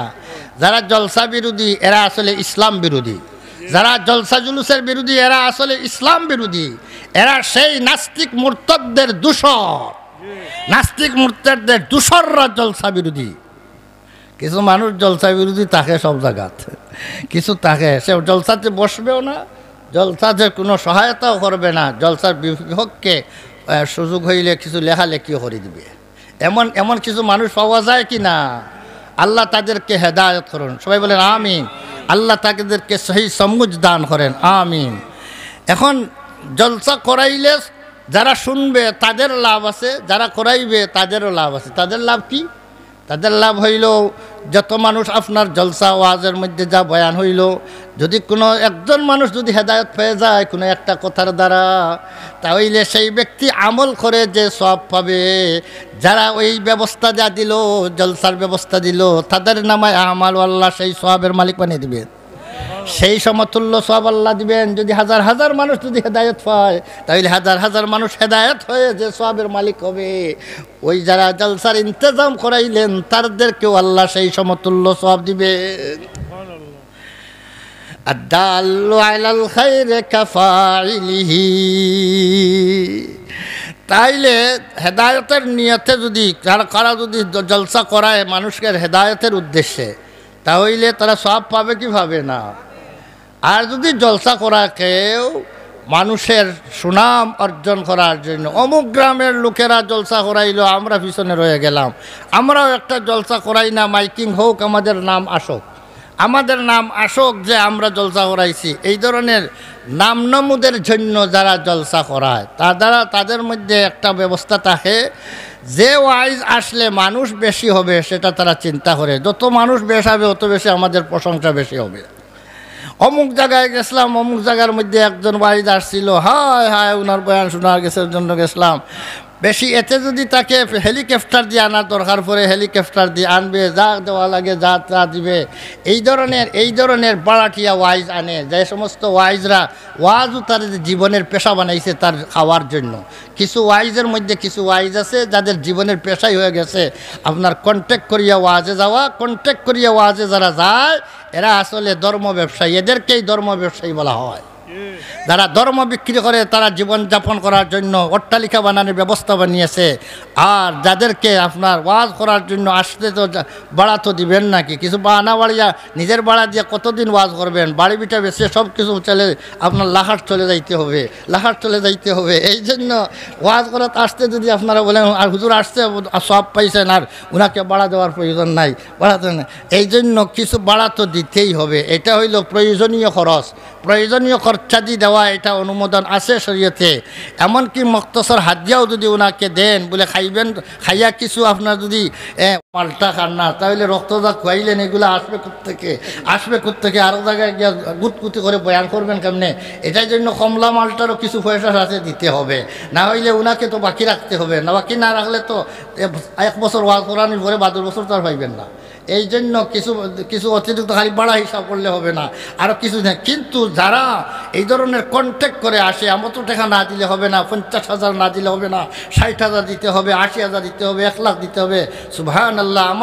আমাদের সিলেট জেলার মানুষ এত সরল সহজ মানুষ, এরা টাকা পয়সা জোগাড় করে শুধু বেঙ্গলিদের পেট ভরাইবার জন্য, শুধু বেঙ্গলিদের পেট ভরাইবার জন্য। সিলেট জেলার ওয়াইজ আসবে যখন তার যে সময় মশা দিবে, যে সময় খাম দিবে, এই সময় দেখবেন 5,000-এর উপরে উঠলে হ্যাঁ 5,000 টাকা দিলাই অত টাকা, হ্যাঁ। আর এইটারে 50,000 দিতে সময় হয় কম হয়ে গেছে।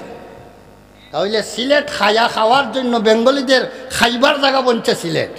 এটা সিলেটের মানুষ এত বুকা, নিজের মানুষকে ইজ্জত করা জানে না, বেঙ্গলিদের পেট ভরানি জানে। এইটা সিলেটের মানুষের এটা দুর্ভাগ্য। বেরাদারান ইসলাম, নিজের রত্নকে নিজে সম্মান করা জানে না, নিজের রত্নকে সম্মান করা জানে না।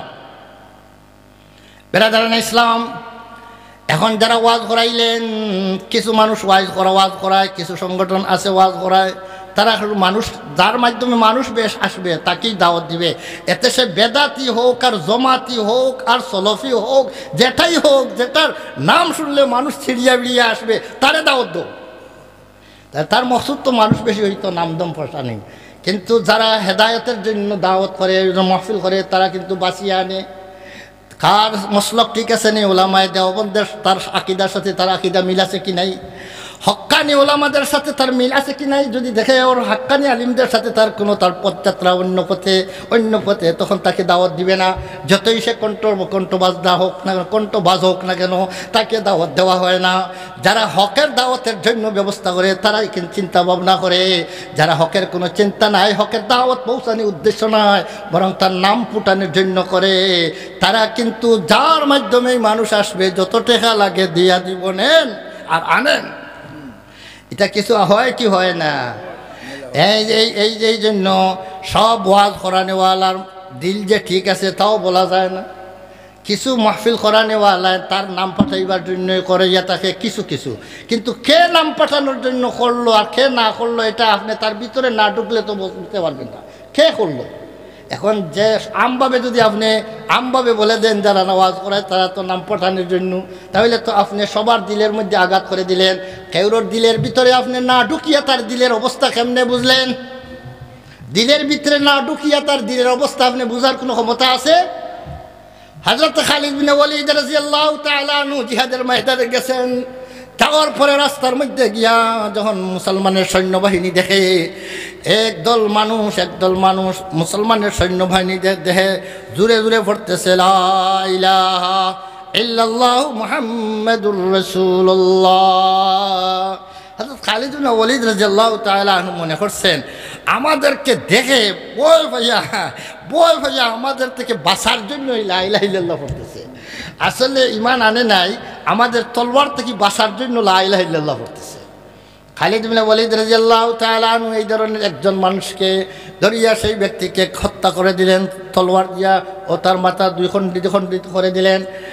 এই কথাটা যখন নবী করিম সালামের দরবারে গিয়ে পৌঁছিল, তখন নবী করিম সালাম বললেন, কাইফা ইজা জালা ইলাহা ইল্লাল্লাহ।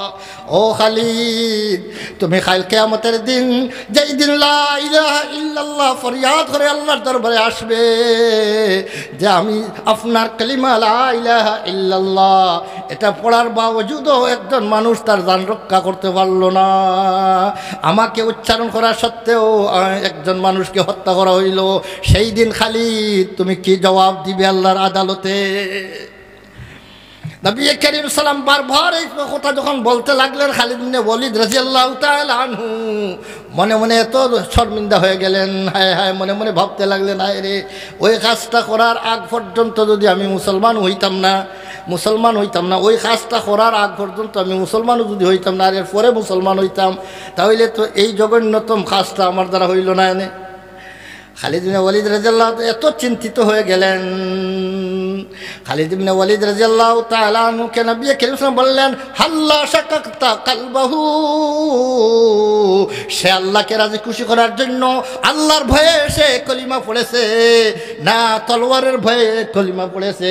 তুমি তো মনে করতেছো তলোয়ারের ভয়ে কলিমা পড়েছে, তুমি সে আল্লাহর ভয়ে আল্লাহর ধরে আল্লাহর মহব্বতে কলিমা পড়ে নাই, তাই তুমি তাকে হত্যা করেছো। তুমি তার ভিতর ফেরে, তার সিনা ফেরে ফাটিয়া, তার চিরিয়া, তার ভিতর থেকে তুমি দেখলে না, কেন দেখলে না? তার ভিতরে সে কি হিসাবে মানে নিল, আল্লাহর ভয়ে না তলোয়ারের ভয়ে? ভিতরের সংবাদ তুমি কেমনে ফেলে কি পারলে কি দেখা যাবে? পারলেও কি দেখা যাবে? কলবের মধ্যে কি কোন নিয়তে কাজ করছে? যদি সিনা ফারিয়া কলজা বাহির করা যায়, যদি কলব বাহির করা যায়, তাও কি দেখা যাবে? দেখা যাবে না, এটা দেখা যায় না। কলবের ভিতরে এটা আসে, ইরাদা আসছে, মনের মধ্যে চিন্তা আসছে, কোন চিন্তা করছে এটা তো সেই ব্যক্তির ভিতরে যে ভিতরে আছে সেই জানে। বাহির থেকে কেউ বোঝার মতো কোনো ক্ষমতা নাই। তাই কোনো মানুষের কোনো কাজ দেখে ওইটা দুনিয়ার জন্য, দুনিয়া অর্জনের জন্য, নাম নমুনার জন্য সে করেছে, জলসা জুলুস করাইছে নাম নমুনার জন্য, এইটা যদি আপনি বলেন, তাহলে আপনার দায়িত্ব হবে প্রথমে কলিজা ছিঁড়ে তার ভিতরে ঢুকিয়া তার ভিতরে কোন নিয়তে করছে এটা আগে দেখেন, দেখার পরে বলতে পারেন। আর যেহেতু ঢুকিয়া আপনি ঢুকতেও পারবেন না, দেখতেও পারবেন না, তাই এমন মন্তব্য করার কোনো অধিকার কোনো মানুষের নাই। এই জন্য বিরাদর ইসলাম জবান সাবুত করার প্রয়োজন আছে, জবান সুতা রাখার প্রয়োজন আছে। এই জবানের কারণে নবী করিম সাল্লাল্লাহু আলাইহি ওয়াসাল্লাম ফরমান, এই জবানের কারণে অনেক মানুষ জাহান্নামী হয়ে যাবে। জবানের কারণে অনেক মানুষ জাহান্নামী হয়ে যাবে। নবী করিম সাল্লাল্লাহু আলাইহি ওয়াসাল্লাম ফরমান, মান ইয়াজমান লিমা বাইনা লিহাইহি ওয়া বাইনা রিজলাইহি আজমান লাহুল জান্নাহ। যে মানুষটা তার দুনো ঠোঁটের মধ্যখান, তার ঠোঁটের মধ্যখান অর্থাৎ তার দাড় হাড্ডির মধ্যখান অর্থাৎ জবানের হেফাজত যে করে নিবে, তার মুখের হেফাজত যে করে নিবে, এবং তার শরমগাহ লজ্জাস্থানকে যে ব্যক্তি হেফাজত করে নিবে, আমি মুহাম্মদুর রাসূলুল্লাহ তার জন্য বেহেশতের জামিন হয়ে যাব। এই জন্য বিরাদরান ইসলাম, জবান খুলতে হুসেব খোলার দরকার। কোন দিকে জবান খুলতেছেন, কোন জবানে? কোনো মানুষের তার জবানের দ্বারা সে বেহেশতি হয়ে যাবে, কোনো মানুষ তার জবানের কারণে সে জাহান্নামী হয়ে যাবে। আল্লাহ পাক আমাদের সবাইকে জান্নাতি বনার সবাইকে যেন তৌফিক দান করেন। সবাই বলেন আমিন। বিরাদরান ইসলাম, আমি অনেক সময় অনেক আগে কয়েক বছর লাগাতার ওয়াজ করেছিলাম আজান সম্পর্কে। তো আমার ওয়াজের দ্বারা অবশ্য আলহামদুলিল্লাহ অনেক ফায়দা হয়েছে, অনেক জায়গার মধ্যে আজান শুদ্ধ হয়েছিল। কিন্তু কয়েক বছর থেকে আর ওয়াজ করা বন্ধ করে দিয়েছি। কোন বিষয়ে ওয়াজ করবেন, সমস্যা কতটা যে দেখা দেয়, কোন সমস্যার সমাধান দিবেন, তখন এই দিকে আমার না আলোচনা করিয়া অন্য সমস্যাগুলোর সমাধানে যাই, যার কারণে এই ওয়াজগুলা করতে পারি নাই। এখন আবার পূর্বের মতো আগের মতোই অনেক জায়গা পুরানা ও আজানে আইয়া আবার ঘেরাও করে দিছে। আজান যেটা হয় এটা দাওয়াত ইলাল্লাহ, আল্লাহর দিকে দাওয়াত, নামাজের দিকে দাওয়াত। শার ইসলাম, ইসলামের প্রতীক হইল গিয়া আজান। ইসলামের প্রতীক, ইসলামের চিহ্ন হইল আজান। এই জন্য এই আজানকে দেওয়ার নিয়ম আছে। আজান হইল আরবি ভাষায় দেওয়া হয়, আজান আরবি ভাষাতে দেওয়া হয়। এগুলা শব্দ আরবি। আরবি শব্দগুলা উচ্চারণের ক্ষেত্রে কোরআনে কারীম আরবি ভাষার, যার জন্য আরবি ভাষার শব্দগুলা উচ্চারণের জন্য নিয়মকানুন আসেনি না নাই? কি বলেন? না আমি কোরআন শরীফ আমার মন ইচ্ছা মতো যেভাবে চাই এভাবেই পড়তে পারবো না। কোরআন পড়ার সময়ে আপনার কোনো জায়গায় মদ করতে হয়, লম্বা করতে হয়, কোনো জায়গায় গুন্না করতে হয়, কোনো সময় গুন্না ছাড়া করতে হয়। তাহলে আজানের ক্ষেত্রেও তো আমরা সেইভাবেই করতে হবে। কোনো জায়গায় গুন্না করতে হবে, নাকে দিয়ে আওয়াজ নিতে হবে, কোনোটা নাকে দিয়ে আওয়াজ না নিয়ে স্পষ্ট আওয়াজ বলতে হবে, কোনো জায়গায় লম্বা করতে হবে, কোনো জায়গায় ছোটো করতে হবে, বাট্টি করতে হবে। এইভাবেই তো যেটা কোরআন পড়তে যেভাবে করা হয় এইভাবেই তো আজান দিতে হয়।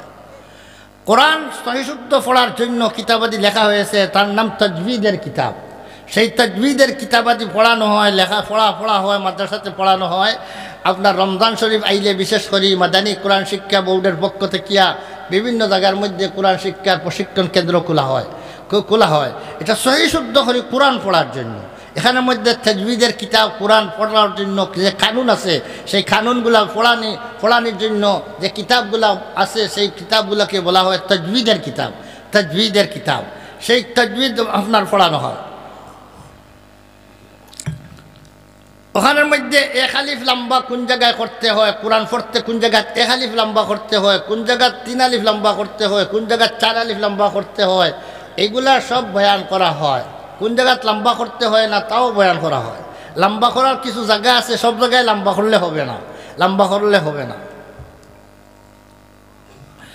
এখন লম্বা করতে গেলে আমাদের দেশে যে আজান আরম্ভ হয়েছে, আমি তো অনেক সময় বলি এগুলা আজান না, এগুলা আজানের গান। আজানের গান আরম্ভ হয়ে গেছে। মানে হইল যার যত সময় মনে হয় টানতে, অত সময় সে টানতে পারবে, মন স্বাধীন সে টানতে পারবে, টানার ব্যবস্থা আজানও আছে।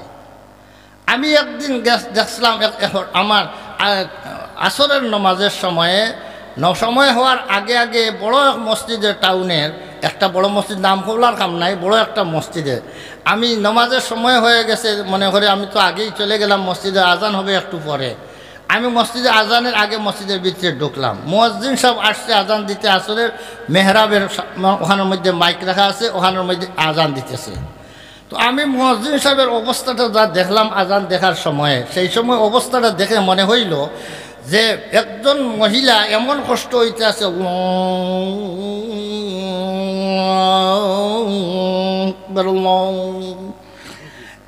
এত গুড়াই ঘেরাইয়া এমনভাবে দিতে লাগলো আজান। হায় হায়, আশহাদু আন্না মুহাম্মাদুর রাসূল।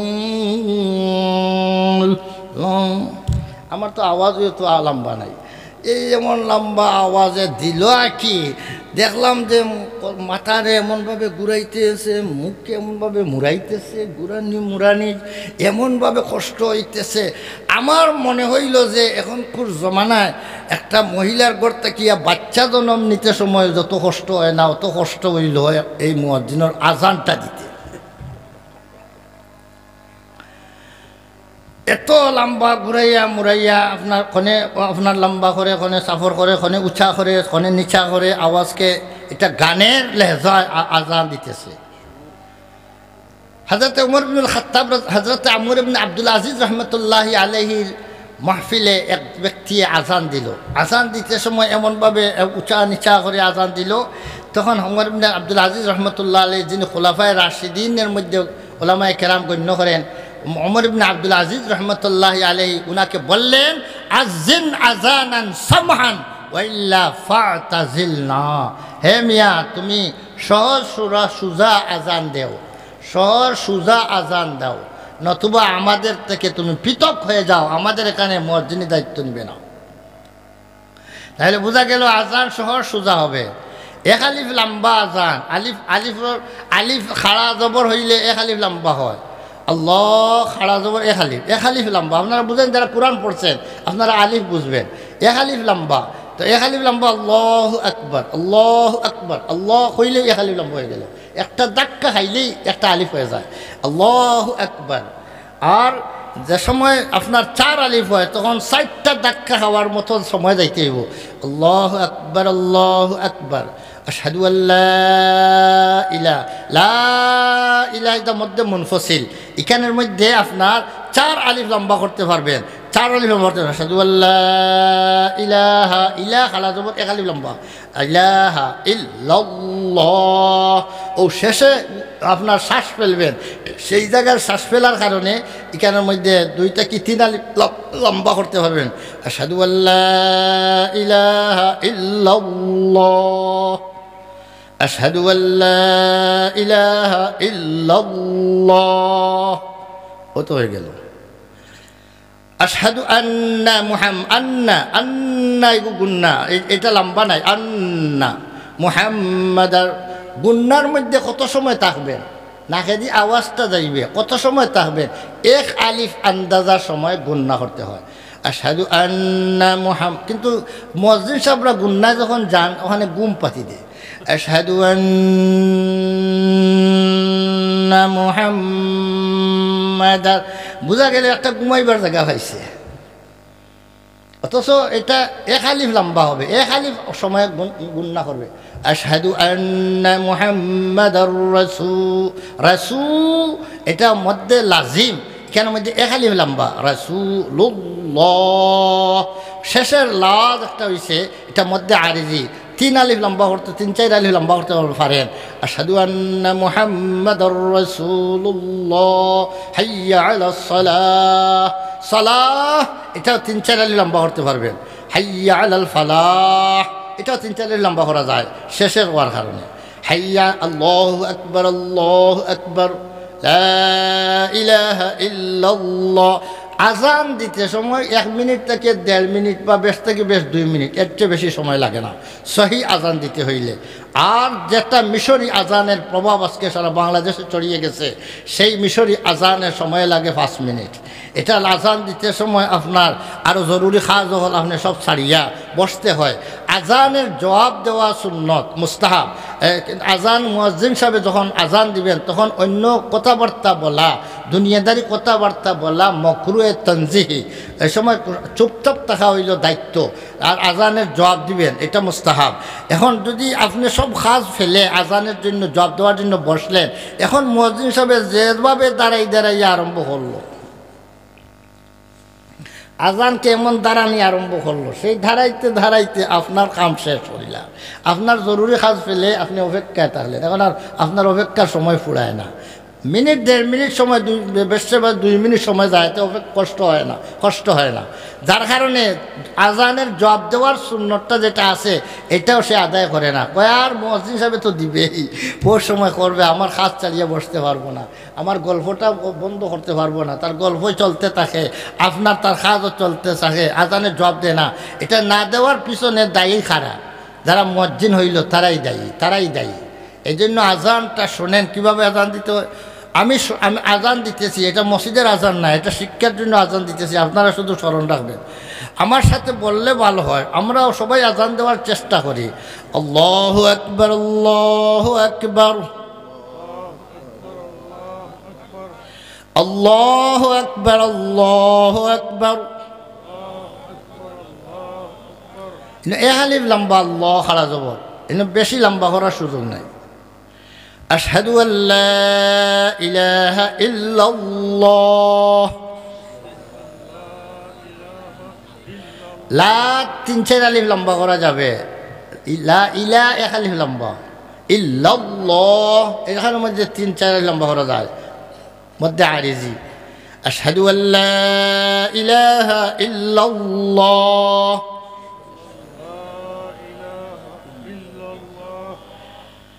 أشهد أن محمد رسول الله،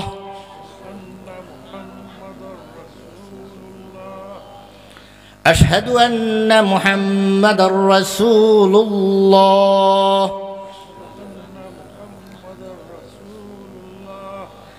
حي على الصلاة حي على الصلاة حي على الفلاح حي على الفلاح فلاح حا الفلاح الصلاة ها افتتها حي على الصلاة هشرت حا حي على الفلاح الله أكبر الله أكبر لا إله إلا الله এটা আজান দিতে কত সময় লাগলো? বেশি সময় লাগে না। এইভাবে আজান দিলে অন্যরা জবাব দিতেও কষ্ট হবে না, কাজ বন্ধ করে গল্প বন্ধ করে আজান শুনতে কষ্ট হবে না। সুন্নতি আজান না দেওয়ার কারণে অনেক মানুষকে গুনাহগার বানাইতেছেন, ওরা ওই আজানের জবাব দিতে চায় না। মুয়াজ্জিন সাহেব আজানের সময় যে শব্দগুলা বলবেন, আমরাও আজানের জবাবের মধ্যে সেই শব্দগুলা বলা মুস্তাহাব। একমাত্র হাইয়া আলাস সালাহ হাইয়া আলাল ফালার পরিবর্তে আমরা বলবো কাদ লা হাওলা ওয়ালা কুওয়াতা ইল্লা বিল্লাহ। কেন বলবো? এর অর্থ হইল মুয়াজ্জিন সাহেব ডাকতেছেন, আসো নামাজে আসো, আসো বেহেশতের পথে আসো। তখন বললেন, আমি কোনো কাজ করতে হইলে আল্লাহর দেওয়া ক্ষমতা ব্যতীত আমি করতে পারবো না। গুনার কোনো নেকির কাজ করতে হইলে আল্লাহর তৌফিক দেওয়া ব্যতীত আমি করতে পারবো না।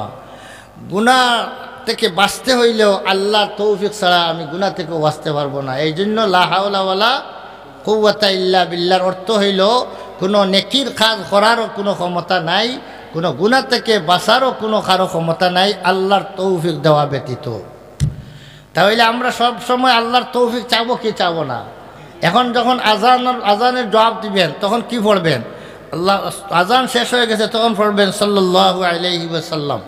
আজানের জবাব দিয়া বলবেন সাল্লাল্লাহু আলাইহি ওয়াসাল্লাম, এবং এরপরে আল্লাহুম্মা রাব্বা হাযিহি দাওয়াতি তাম্মা ওয়াস সালাতিল কায়িমা আতি মুহাম্মাদানিল ওয়াসিলাতা ওয়াল ফাজিলা ওয়া বা'আসহু মাকামান মাহমুদানিল্লাযী ওয়া'আদতা ইন্নাকা লা তুখলিফুল মিআদ। এই দোয়া যদি পড়েন আজানের জবাব দিয়া, নবী করিম সাল্লাল্লাহু আলাইহি ফরমান, কাল হাসরের ময়দানে ওই ব্যক্তির জন্য আমি মুহাম্মদুর রাসূলুল্লাহ সুপারিশ করা ওয়াজিব হয়ে যাবে। নবীর সুপারিশ আমরা সবাই চাই কি চাই না? তাই আমরা আজানের জবাব দিব এবং আজানের জবাবের পরে এই দোয়াটা পড়িয়া নবীর জন্য ওয়াসিলার দোয়া করব, আতি মুহাম্মাদানিল ওয়াসিলাতা ওয়াল ফাজিলা ওয়া বা'আসহু মাকামান মাহমুদানিল্লাযী ওয়া'আদতা ইন্নাকা লা তুখলিফুল মিআদ। বেরাদারান ইসলাম, একামতটা শুনেন। একামত কিভাবে হবে? আজানের মধ্যে যে দুই শব্দ দুই শ্বাসে বলছেন, আজানের মধ্যে দুইটা শব্দ এক শ্বাসে বলবেন। যেমন আল্লাহু আকবার আল্লাহু আকবার, আল্লাহু আকবার আল্লাহু আকবার আজানের মধ্যে তো দুই শ্বাসে বলছেন।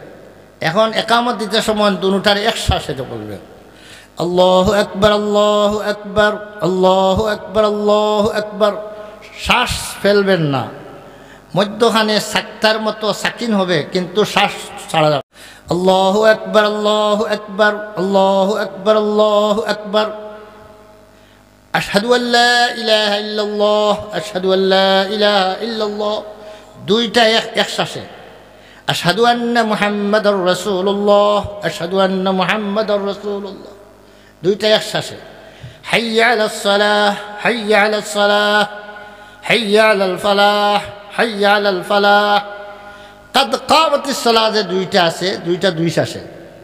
কদ কামাতিস সালাহ কদ কামাতিস সালাহ আল্লাহু আকবার আল্লাহু আকবার লা ইলাহা ইল্লাল্লাহ আল্লাহু আকবার লা ইলাহা ইল্লাল্লাহ। এই দুটোটা এক শ্বাসে। আল্লাহু আকবার লা ইলাহা ইল্লাল্লাহ, একামত হয়ে গেল। আজানের জবাব দেওয়া মুস্তাহাব, একামতের জবাব দেওয়াও মুস্তাহাব। আমরা একামতের সময় নীরব থাকি, জবাব দেই না। এটার মধ্যে একামতেরও যে জবাব আছে এটা আমরা অনেকে জানি না। আজানের জবাব দিতে হয় যেভাবে আজানের মুয়াজ্জিন সাহেব যা বলছেন আপনি তা পড়বেন, একামতের মধ্যে মুয়াজ্জিন সাহেব যা বলছেন তা পড়বেন। আর হাইয়া আলাস সালাহ হাইয়া আলাল ফালাহর মধ্যে লা হাওলা ওয়ালা কুওয়াতা ইল্লা বিল্লাহ বলবেন। আর কাদ কামাতিস সালার পরিবর্তে বলবেন আকামাহাল্লাহু ওয়া আদামাহা, আকামাহাল্লাহু ওয়া আদামাহা। আল্লাহ এই আযান, এই নামাজকে কায়েম আর দায়েম সর্বদার জন্য রাখুক। এই দোয়া করলে তখন একামতেরও জবাব দেওয়া মুস্তাহাব। এরপরে আপনি নামাজের মধ্যে শুরু হবেন। এটা প্রয়োজনীয় এই জন্য বলে দিলাম, অনেক দিন হয়ে গেছে মধ্যখানে এই আলোচনাটা না আসার কারণে আপনার লাগাম হিমভাগে লম্বা লম্বা টানাটানি আরম্ভ হয়ে গেছে আজানের। তাই ওই টানাটানি থেকে আজান দেওয়া থেকে মুয়াজ্জিন সাহেবদেরকে বিরত রাখবেন।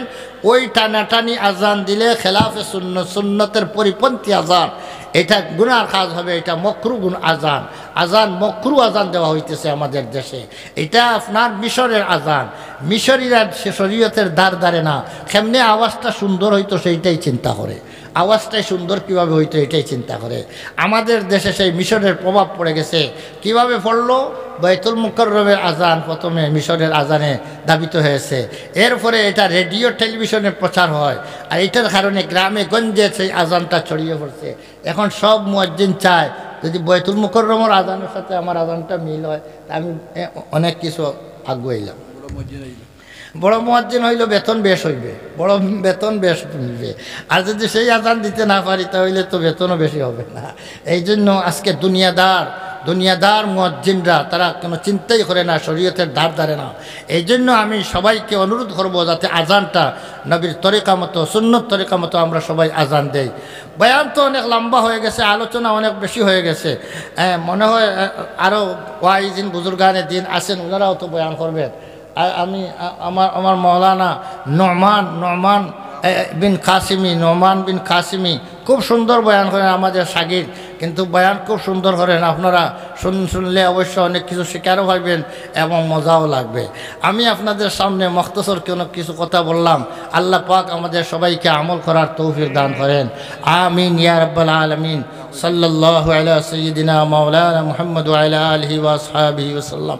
সাল্লাল্লাহু আলা সাইয়্যিদিনা মাওলানা মুহাম্মদ ওয়া আলা আলিহি ওয়া আসহাবিহি ওয়া সাল্লাম।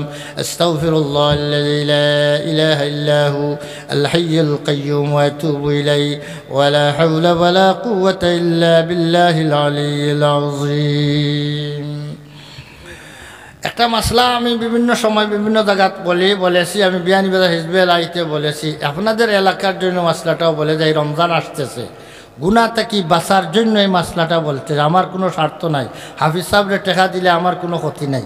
আপনারা যদি বেসরকারি হাফিজ সাহেবদেরকে টেকা দেন আমার কোনো ক্ষতি নাই, আমার দুঃখিত হওয়ার কোনো বিষয় নাই। কিন্তু আপনাদেরকে গুনাহ থেকে বাঁচানোর জন্য একটা কথা না বললে না হয়।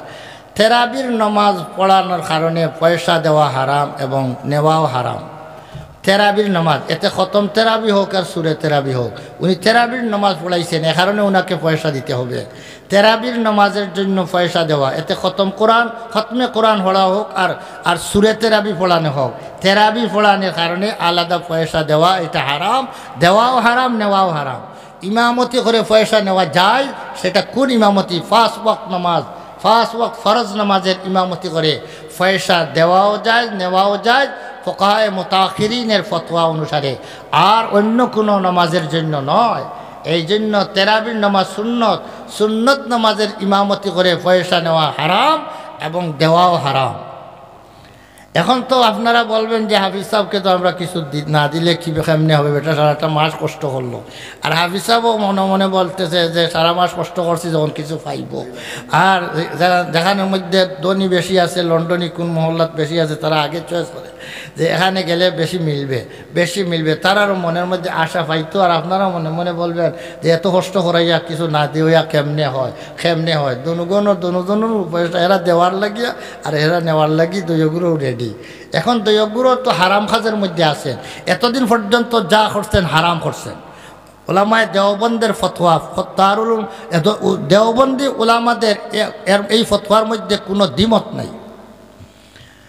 কিন্তু সবাই তো বলে না বিষয়টা তো এটা হইলো, সবাই তো বলে না। আমার মতো এই ধরনের ব্যাকুল তো আর নাই যে মানুষের সামনে এমন মুসলা বলা যেগুলো মানুষ সহ্য করতে পারবে না, এটা বললে তো মানুষ গালিয়াইবে, গালিগুলো ধরবে। আমি গালিগুলোদের চিন্তা না করিয়াই সহি কথা এটা বলতে কোনো দ্বিধাবোধ করি না। যা মনে অবশ্যই তোমার গালি দেওয়ার যাও, অসুবিধা নাই। আমি যদি কথাটা হক বলিয়া থাকি আর আল্লাহর কাছে যদি আমি বাঁচতে যাই, তাহলে তোমার গাইলিয়ে আসে যাবে না। গালমন্দ করলে আমার কোনো ক্ষতি হবে না, ক্ষতি তোমারই হবে।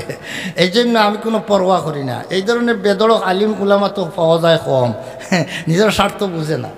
আলহামদুলিল্লাহ, আমি এই মাসলাটা বললাম আপনাদেরকে বাঁচানোর জন্য একটা পথ করে দেই। কিতা বলেন, বাঁচবার দরকার আছে না দরকার না? দরকার আছে। আমি আমার পক্ষ থেকে নয়, কিছু ওলামায়ে দেওবন্দি কিছু ওলামায়ে কেরামে ফতোয়া দিয়েছেন, একটা সুযোগ করে দিয়েছেন আপনাদের জন্য। তবে অনেক আলিম ওলামা এই সুযোগটাও গ্রহণ করেন না, মানেন না। সবচেয়ে ভালো তো হইল যদি আল্লাহর ওয়াস্তে লিওয়াজহিল্লাহ কোরআন পড়ানেওয়ালা, তেরাবির নামাজ পড়ানেওয়ালা পান, এটাই সবচেয়ে ভালো কথা। তার জন্য ভালো, আপনাদের জন্য ভালো। কিন্তু যদি পয়সা না দিলে হয় না, এমন যদি হয়ে যায়, তাহলে বাসার একটা ব্যবস্থা হইল 5 ওয়াক্ত ফরজ নামাজের ইমামতি করে পয়সা নেওয়া যাইতেছে। এই জন্য রমজান মাসে যে ইমাম সাহেব থাকবেন, আপনাদের ইমাম সাহেব, মসজিদের ইমাম সাহেব, উনি তো 5 ওয়াক্ত নামাজ পড়াইবেন, তার তো পয়সা নেওয়া যাই যাবে। তেরাবি আলাদা নামাজ আছে, এটা পড়ানোর জন্য আর একজন হাফিজ সাহেব আসলো, তার জন্য পয়সাটা নেওয়া হারাম হয়ে গেল। কারণ সে সুন্নতের ইমামতি করতেছে, সুন্নতের ইমামতি করে পয়সা নেওয়া যায় না। আর ওনারা ফরজের ইমামতি করে পয়সা নেওয়া যায়, এটা ফতোয়া। এখন কিছু মুফতিয়ানে কেরাম, যেমন কেফায়াতুল মুফতির মধ্যে মুফতি কেফায়াতুল্লাহ সাহেব রহমতুল্লাহ আলাই, দেওবন্দীদের প্রধান মুফতি হাজর মুফতি কেফায়াতুল্লাহ রহমতুল্লাহ আলাই, এবং ফতোয়ায়ে রহিমিয়ার মধ্যে মুফতি আব্দুর রহিম লাজপুরি রহমতুল্লাহ আলাই ফতোয়ায়ে রহিমিয়ার মধ্যে বলেছেন। আরও কিছু ফতোয়ায়ে মাহমুদিয়া, যেটা দারুল দেওবন্দ থেকে বাহির হয়েছে একটা ফতোয়ায়ে মাহমুদিয়া নামে, সেই ফতোয়ায়ে মাহমুদিয়ার মধ্যে এই কথাটাও আছে। এই কথাটা কি সুযোগটা আছে যে যদি 5 ওয়াক্তের ইমামতির জন্য যদি হাফিজ সাহেবকে ঠিক করে নেওয়া হয়, তাহলে ইমামতির 5 ওয়াক্তে ইমামতির বিনিময়ে তাকে পয়সা দেওয়া যাইতেছে। এর উসিলা তেরাবির নামাজ তো উনি পড়বে, আপনি পড়বেন। হাফিজ সাহেবের দায়িত্ব হইল 1 খতম কোরআন শরীফ পড়া, তার জন্য সুন্নত। আমরা যারা 1 খতম পড়তে পারি না, আমাদের জন্য 1 খতম শোনা সুন্নত, আমাদের জন্য 1 খতম শোনা সুন্নত, আর তার জন্য তো 1 খতম পড়া সুন্নত। যে সে তার সুন্নত আদায় করবে, আমরা আমাদের সুন্নত আদায় করব, আমরা শুনে নিব। কারণে এইটা তার পড়ার জন্য সে কিছু পয়সা পাবে না, আমরা শোনার জন্য কোনো পয়সা দিতে হবে না। রইল কথা 5 ওয়াক্তে ইমামতি যদি উনাকে দায়িত্ব দেওয়া হয়ে যায়, 5 ওয়াক্তের ইমাম, যেমন মসজিদের ইমাম সাহেব যদি থাকেন না, সে তো 5 ওয়াক্তের ইমাম তো রাখিয়ে নেবেন। আর যদি ইমাম থাকেন আর একজন আগেই থাকেন, তাহলে ওই ব্যক্তিকে 5 ওয়াক্তের ইমামের মধ্যে তাকিয়া কিছু নামাজ উনার দায়িত্ব দেন, সানি ইমাম বানাইয়া নেন। 2 জন যদি হয়তো 2 জন সানি ইমাম রাখেন না, বাইতুল মুকাররমে যদি 5 জন ইমাম হইতে পারে, তা আপনার মসজিদে 3 জন হইলে রমজান মাসে অসুবিধা কী? তাই আপনার রমজান মাসের মধ্যে মসজিদে ইমাম সাহেব ঠিক করে নিলেন, আপনার ইমাম সাহেব 3 জন। আগে একজন ইমাম সাহেব আছেন আপনার মসজিদে, উনি হাফিজ সাহেব নয়, আর বাকি আরও 2 জন রাখলেন হাফিজ সাহেব। ওই হাফিজ সাহেব সব 3 জনকে রমজান মাসের ফুললি ইমাম, শুধু তেরাবির ইমাম নয়, 5 ওয়াক্তের ইমাম রাখলেন। 5 ওয়াক্তের ইমামের জন্য, ফরজ ইমামের জন্য বেতন ঠিক করতে হয়। যেমন আপনার ইমামের বেতন ঠিক করছেন মাসে 10,000 টাকা, উনাদেরকেও বেতন 10,000 করে ঠিক করে নেন, বলে তোমার বেতন 10,000, তোমার বেতন 10,000। নতুবা উনাদেরকে যে 1 মাসের জন্য ইমাম আসছে, কারণে 1 মাসের খামলা, তার তো বেতন একটু বেশ হয়। এই জন্য 1 মাসের খামলা, যেমন আগুন মাসের মধ্যে আগুন মাসে খামলা রাখেন আপনারা, 12 মাসের খামলা আর আগুন মাসের খামলার বেতন সমান হয় না? বেশ কম হয়। 1 মাসে খামলার বেতন বেশ দিতে হয়।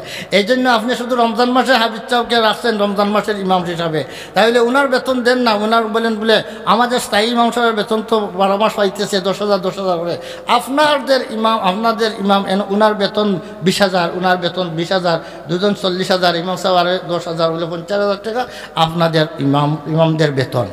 ইমাম সাহেবের বেতন সমান হওয়ার প্রয়োজন নাই, বেশম করা যায়। এই জন্য আপনারা বেশম করিয়াই ওনাদের বেতন ঠিক করে দিলেন, রাখার সময় বেতন ঠিক করে দিলেন। এটা বেতন ঠিক না করলেও আরও একটা গুনার কাম, কোনো কাম আনা ফুড়াইয়া রাখা ঠিক নয়। উজুরা এটা মজুরি এটা আপনি সাব্যস্ত করতে হইব কাজ করানোর আগে, তাই তার মজুরি ঠিক করে নেন, বলে তোমার বেতনটা হইল এত। এরপরে রমজান শেষে আপনারা পয়সা উঠাইয়া দিবেন। কোন কথা বলে উঠাইবেন? রমজান মাসের ইমামদের বেতন দেওয়া হবে, আপনারা পয়সা দেন, তুমি দেও 2000, তুমি দেও 5000, এইভাবে আপনারা উঠাইবেন। যারা দিতে পারবে তাদের কাছ থেকে উঠান। তখন শুধু তেরাবির নামাজের কোনো পয়সা নাই, উনাকে আগেই বলে দিবেন তেরাবি নামাজ আল্লাহ ওয়াস্তে তুমি পড়াইবে, আমরা পড়বো, আমরা তোমার পিছনে পড়বো, কিন্তু রমজান মাসের 5 ওয়াক্তের ইমাম তোমাকে বানাইলাম। ইমামতির জন্য নমাজও ঠিক করে দিবেন, যে তুমি আপনি পড়াইবেন মাগরিব ফজরের নমাজ, উনি পড়াইবেন এশার নমাজ, ফরজ নমাজও সাব্যস্ত করে দিবেন। ইমামতির জন্য 12 মাসের ইমাম সাহেবকে একটু হালকা করিয়া দিবেন। রমজানের ইমামতির মধ্যে আপনার জিম্মাদারি কম, নমাজ ওরা হাবিজ সাহেব আছে তাদেরকে জিম্মা দিলাম, আপনি শুধু সকালের বাচ্চাদেরকে পড়াইবেন, এইটাও তো করতে পারেন। এ কারণে ইমাম সাহেবদেরকে জিম্মাদারি জিম্মাদারিও দিয়া দিবেন, আমার দায়িত্ব দিয়া দিবেন, আর এরপরে ওনাদেরকে পয়সা দিবেন, এটা জায়েজ হবে। তবে যদি এই টাকা থেকে আরও বেশি আপনি 50,000 তো রাত দিয়ে রাখছেন, এখন উনি যদি মানুষে দিতে 1 লাখ টাকা হয়ে গেছে, তখন কি করবে? বলে এই যে হারে ফুরানো আছে ওই হারে যদি কোনো আপনার হাদিয়া যেগুলা দিবেন হাদিয়া, উনারও পাওয়ার কোনো হক নাই, দাবি নাই, আর আপনারা না দিলেও কোনো দোষ নাই, যার কারণে অতিরিক্ত না দিলেও আপনারা উপরে চার্জ করতে পারবে না। এ কারণে আপনারা ওনাদেরকে যদি এগুলা হাদিয়া হিসাবে পরবর্তী দেন, এটাই হবে হাদিয়া দিলেন, তার মজুরি আগে দেন, এরপরে হাদিয়া দেন। এরপরে হাদিয়া যদি দেওয়ার যুগে টেকা থেকে হাদিয়া দেন। বলেন কি বলেন? এই তরিকা হইলে আমরা বাঁচতে পারবো কি বাঁচতে পারবো না? ইমাম সাহেবও পেয়ে যাবো, ইমাম সাহেবও কিছু পাইলো, আমাদেরকেও দেওয়া যে হালাল হয়ে গেল।